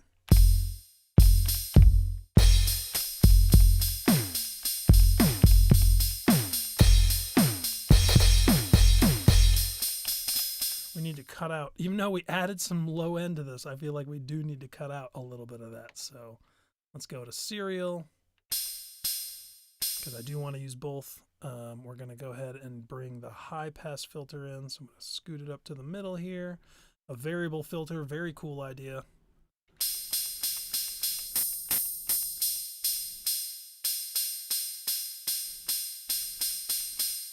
Just a little bit. Some resonance in there.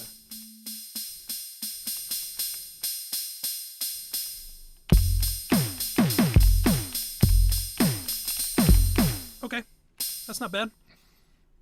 Okay, so now we're gonna do our kind of traditional velocity stuff here, where we're gonna mess with the timbre, and we're gonna do that with filter 2. And let's go ahead and get it set for our lowest. I'm gonna go ahead and bring this down so you can kind of hear it. Is that too low?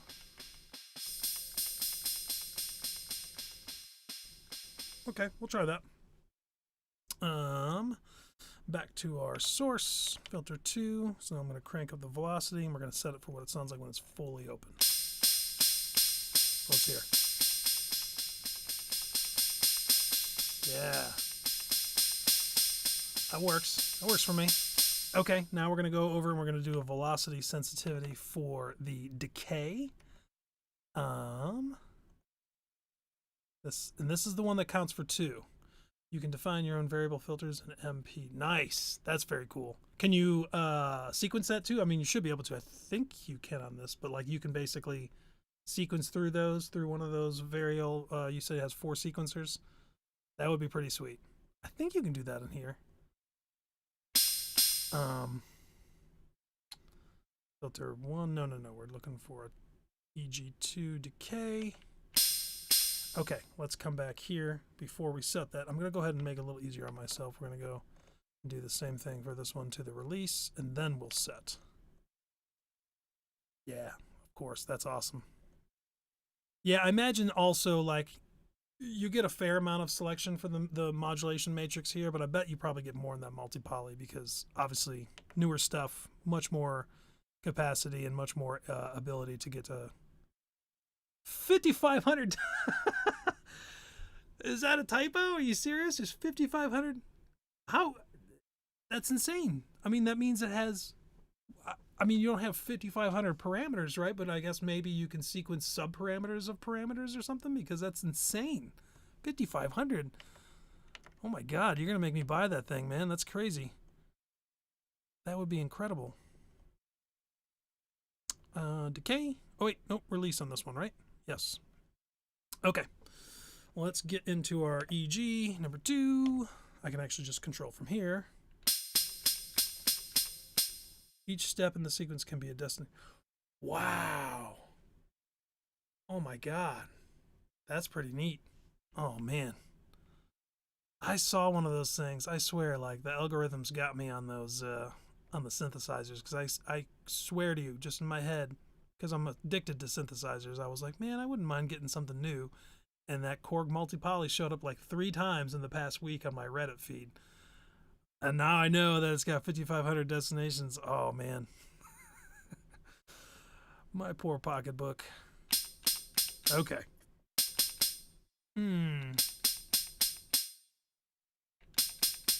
Might be too low for the ride. Too short. There we go.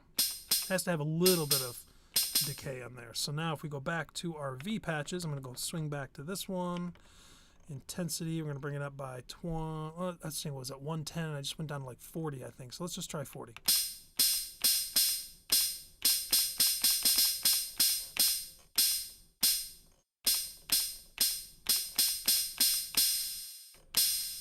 There we go.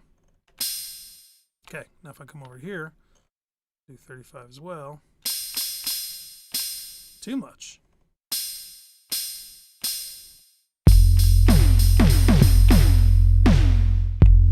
Uh-oh, did I mess with the wrong one again?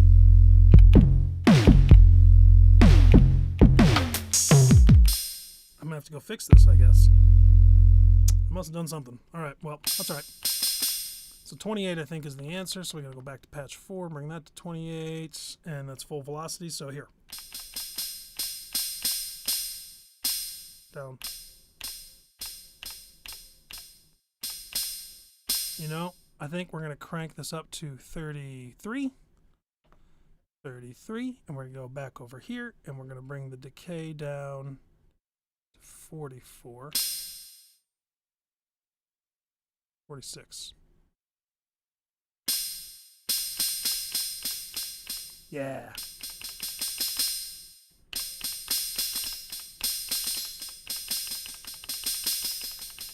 That works. Okay. We just need a splash, and I think we're good. What happened? I don't know. Whatever I did, something seemed to be okay. But that thing was hanging before, and now it's not, so.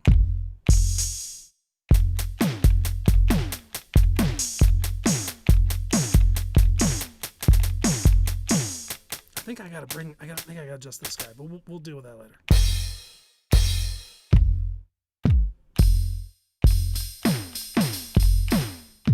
Okay, let's get a splash going. All right, go ahead and write it. I got a new sound, so we're not gonna tempt fate. Okay, where are we at? This guy. Right here. Okay, let's get the splash going.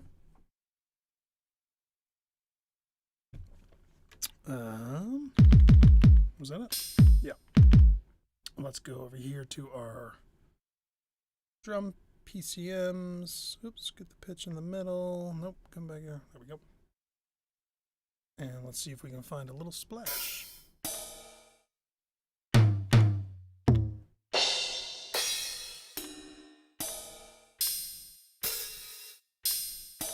Oh, there's 3 rides. Was that one? The dry? And a dry 2. I think I'm going to use this dry 1.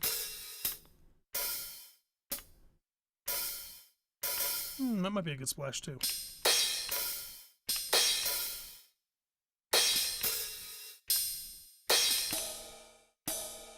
Now we use ride dry 1. Wait.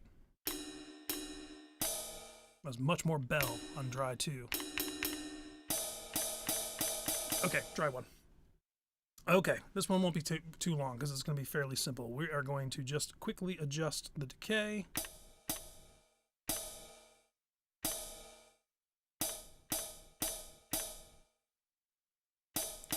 Match that. That sounds pretty good. We're going to bring up the pitch.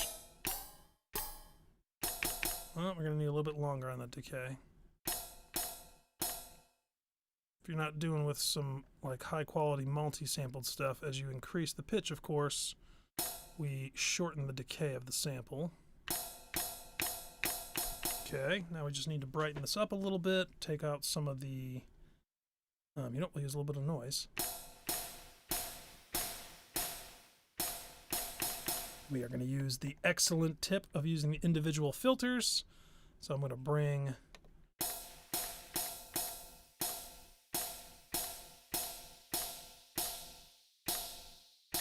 that's great, because not only do you get the cutoff, but the resonance, I swear, is like, it's messing with the pitch. Whoa, what is going on? Oh, it's my hair. The resonance kind of helps with the pitch of the noise a little bit. Yeah. We're actually going to use a high-pass filter on this side, too.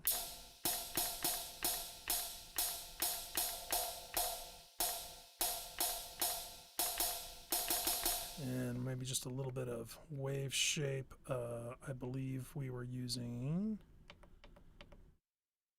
hard clip.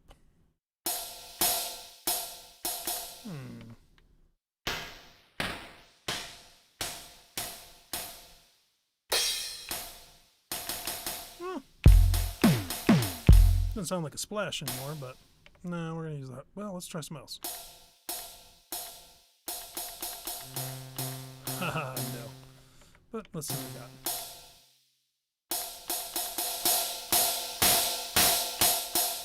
That's interesting. I wonder what multi-try stands for then, because that doesn't sound like a triangle wave, obviously. Ooh, that is good. We can actually bring up a little more of the high pass. I feel like you really need a little bit of reverb on that to really let it shine. But what do we got for our patches so far? Nothing. So what do I want to do with the noise?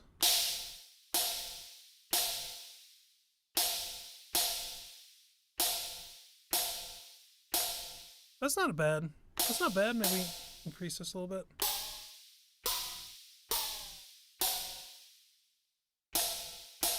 Okay, we haven't done this yet, and honestly, I probably could go back if I have an extra V patch left for either of the other cymbals, but I want a little bit of warble in this guy, so I'm going to try. So do we have any V patch set up yet? No. So let's go ahead and go pitch, and let's see. Oh yeah, duh. Doesn't affect that. We got to control 1. So again, not what we want. But if we come over here and let's see.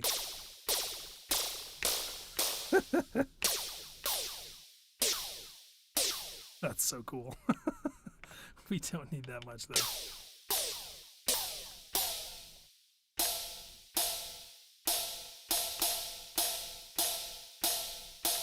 Ooh, man, it's gonna be a fight between figuring out how much we need. What intensity I can do that. Okay, here's where it gets fun. I'm gonna create, okay, so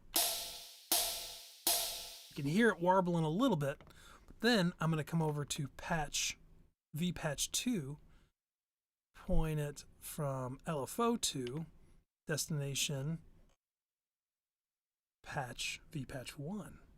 And I'm going to crank up the intensity just a little bit. I'm actually come over here to set this to sample and hold. Yeah.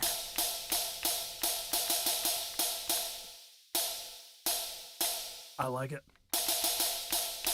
I like it a lot, actually. Okay. Now let's just do a couple of little minor tweaks to some velocity modulation here. Okay, filter 1. So filter 1 was high pass, so that does that's the one thing we lost. Yeah, but that's okay. We'll mess with decay. We won't get the timbre right for the velocity stuff, but you know, you can't win them all. So let's go velocity to EG, where is it? There it is, EG decay. And I'm just going to go ahead and set these before I start messing about. Nope, sources, velocity. Destination is EG to release. There we go. Okay. So that's as long as it's going to go. So let's go home and go back to page EG1. I like to be able to see them here too. So we're going to bring the decay down to about, match the filter, I'm sorry, the release, about 60, maybe lower. Too low on that, I think. Let's try 50 here, 50 there. Yeah, it's like a nice quick splash. And then if we go back to our V patches, I'm going to bring it up. Let's try 25. Oops, page 25. Okay, full velocity. Ooh, too much on that on the noise. Well, let's see what we got if we go down to like 80. Yeah, too much. Bring it down to 15. Bring this down to 15 as well.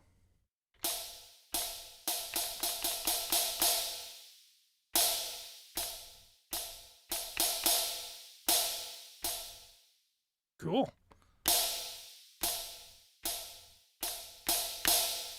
I like it.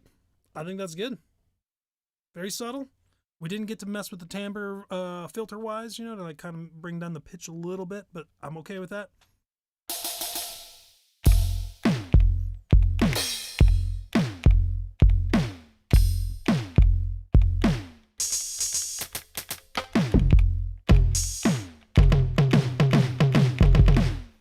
You know what?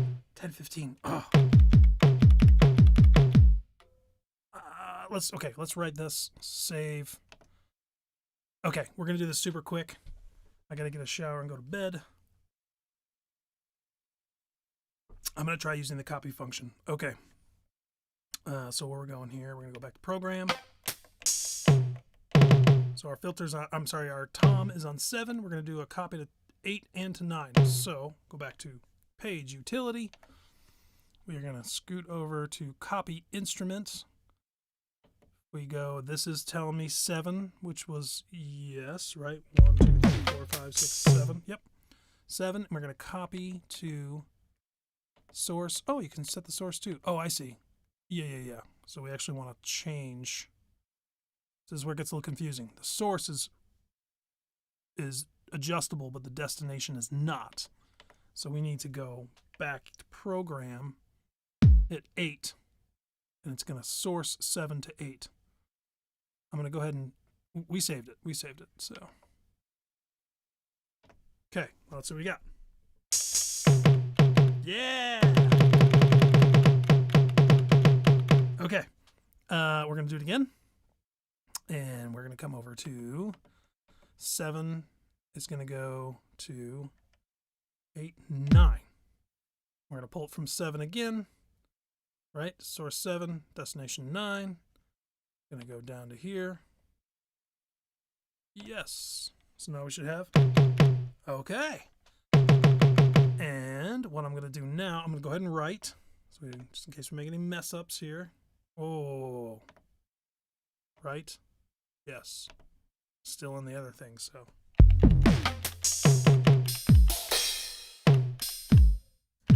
We only have 1 sound left over, but I did say 12.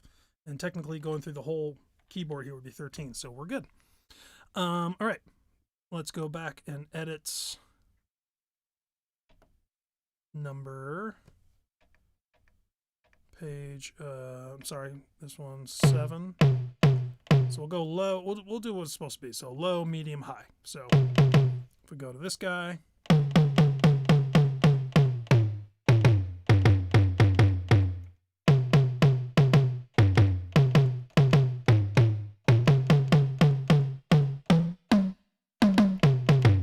Something like that. This one's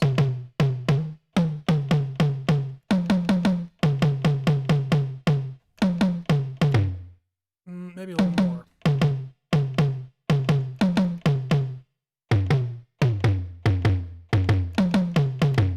That's not bad.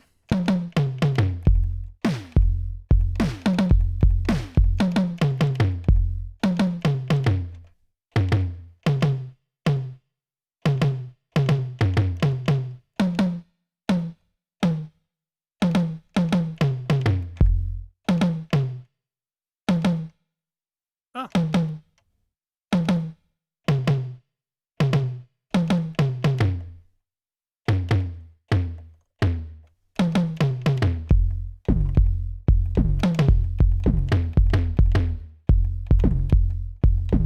Not bad. Not bad. I'm pretty happy with this. So I'm going to write this. I'm going to save it. I called it Soft Meg. I'm not really sure, other than maybe I was going for like, you know, Megalodon, but soft. Something like that. But I think... Okay, just for fun, I still got a couple sips left. Let's do a patch. I don't think I have anything going on yet, right? Oh yeah, I did do this guy. Let's go ahead and save the pattern. No, let's just, I'll copy the, no, we'll just get rid of it. Okay.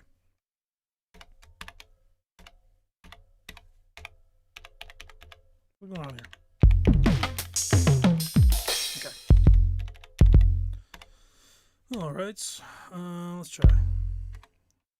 I got this way slow. The scale back up to 1. Where's my tempo? Is at 80. We'll go up to like 110. All right, I'm just going to do some 4 on the floor to start with. We're not going to stick with that.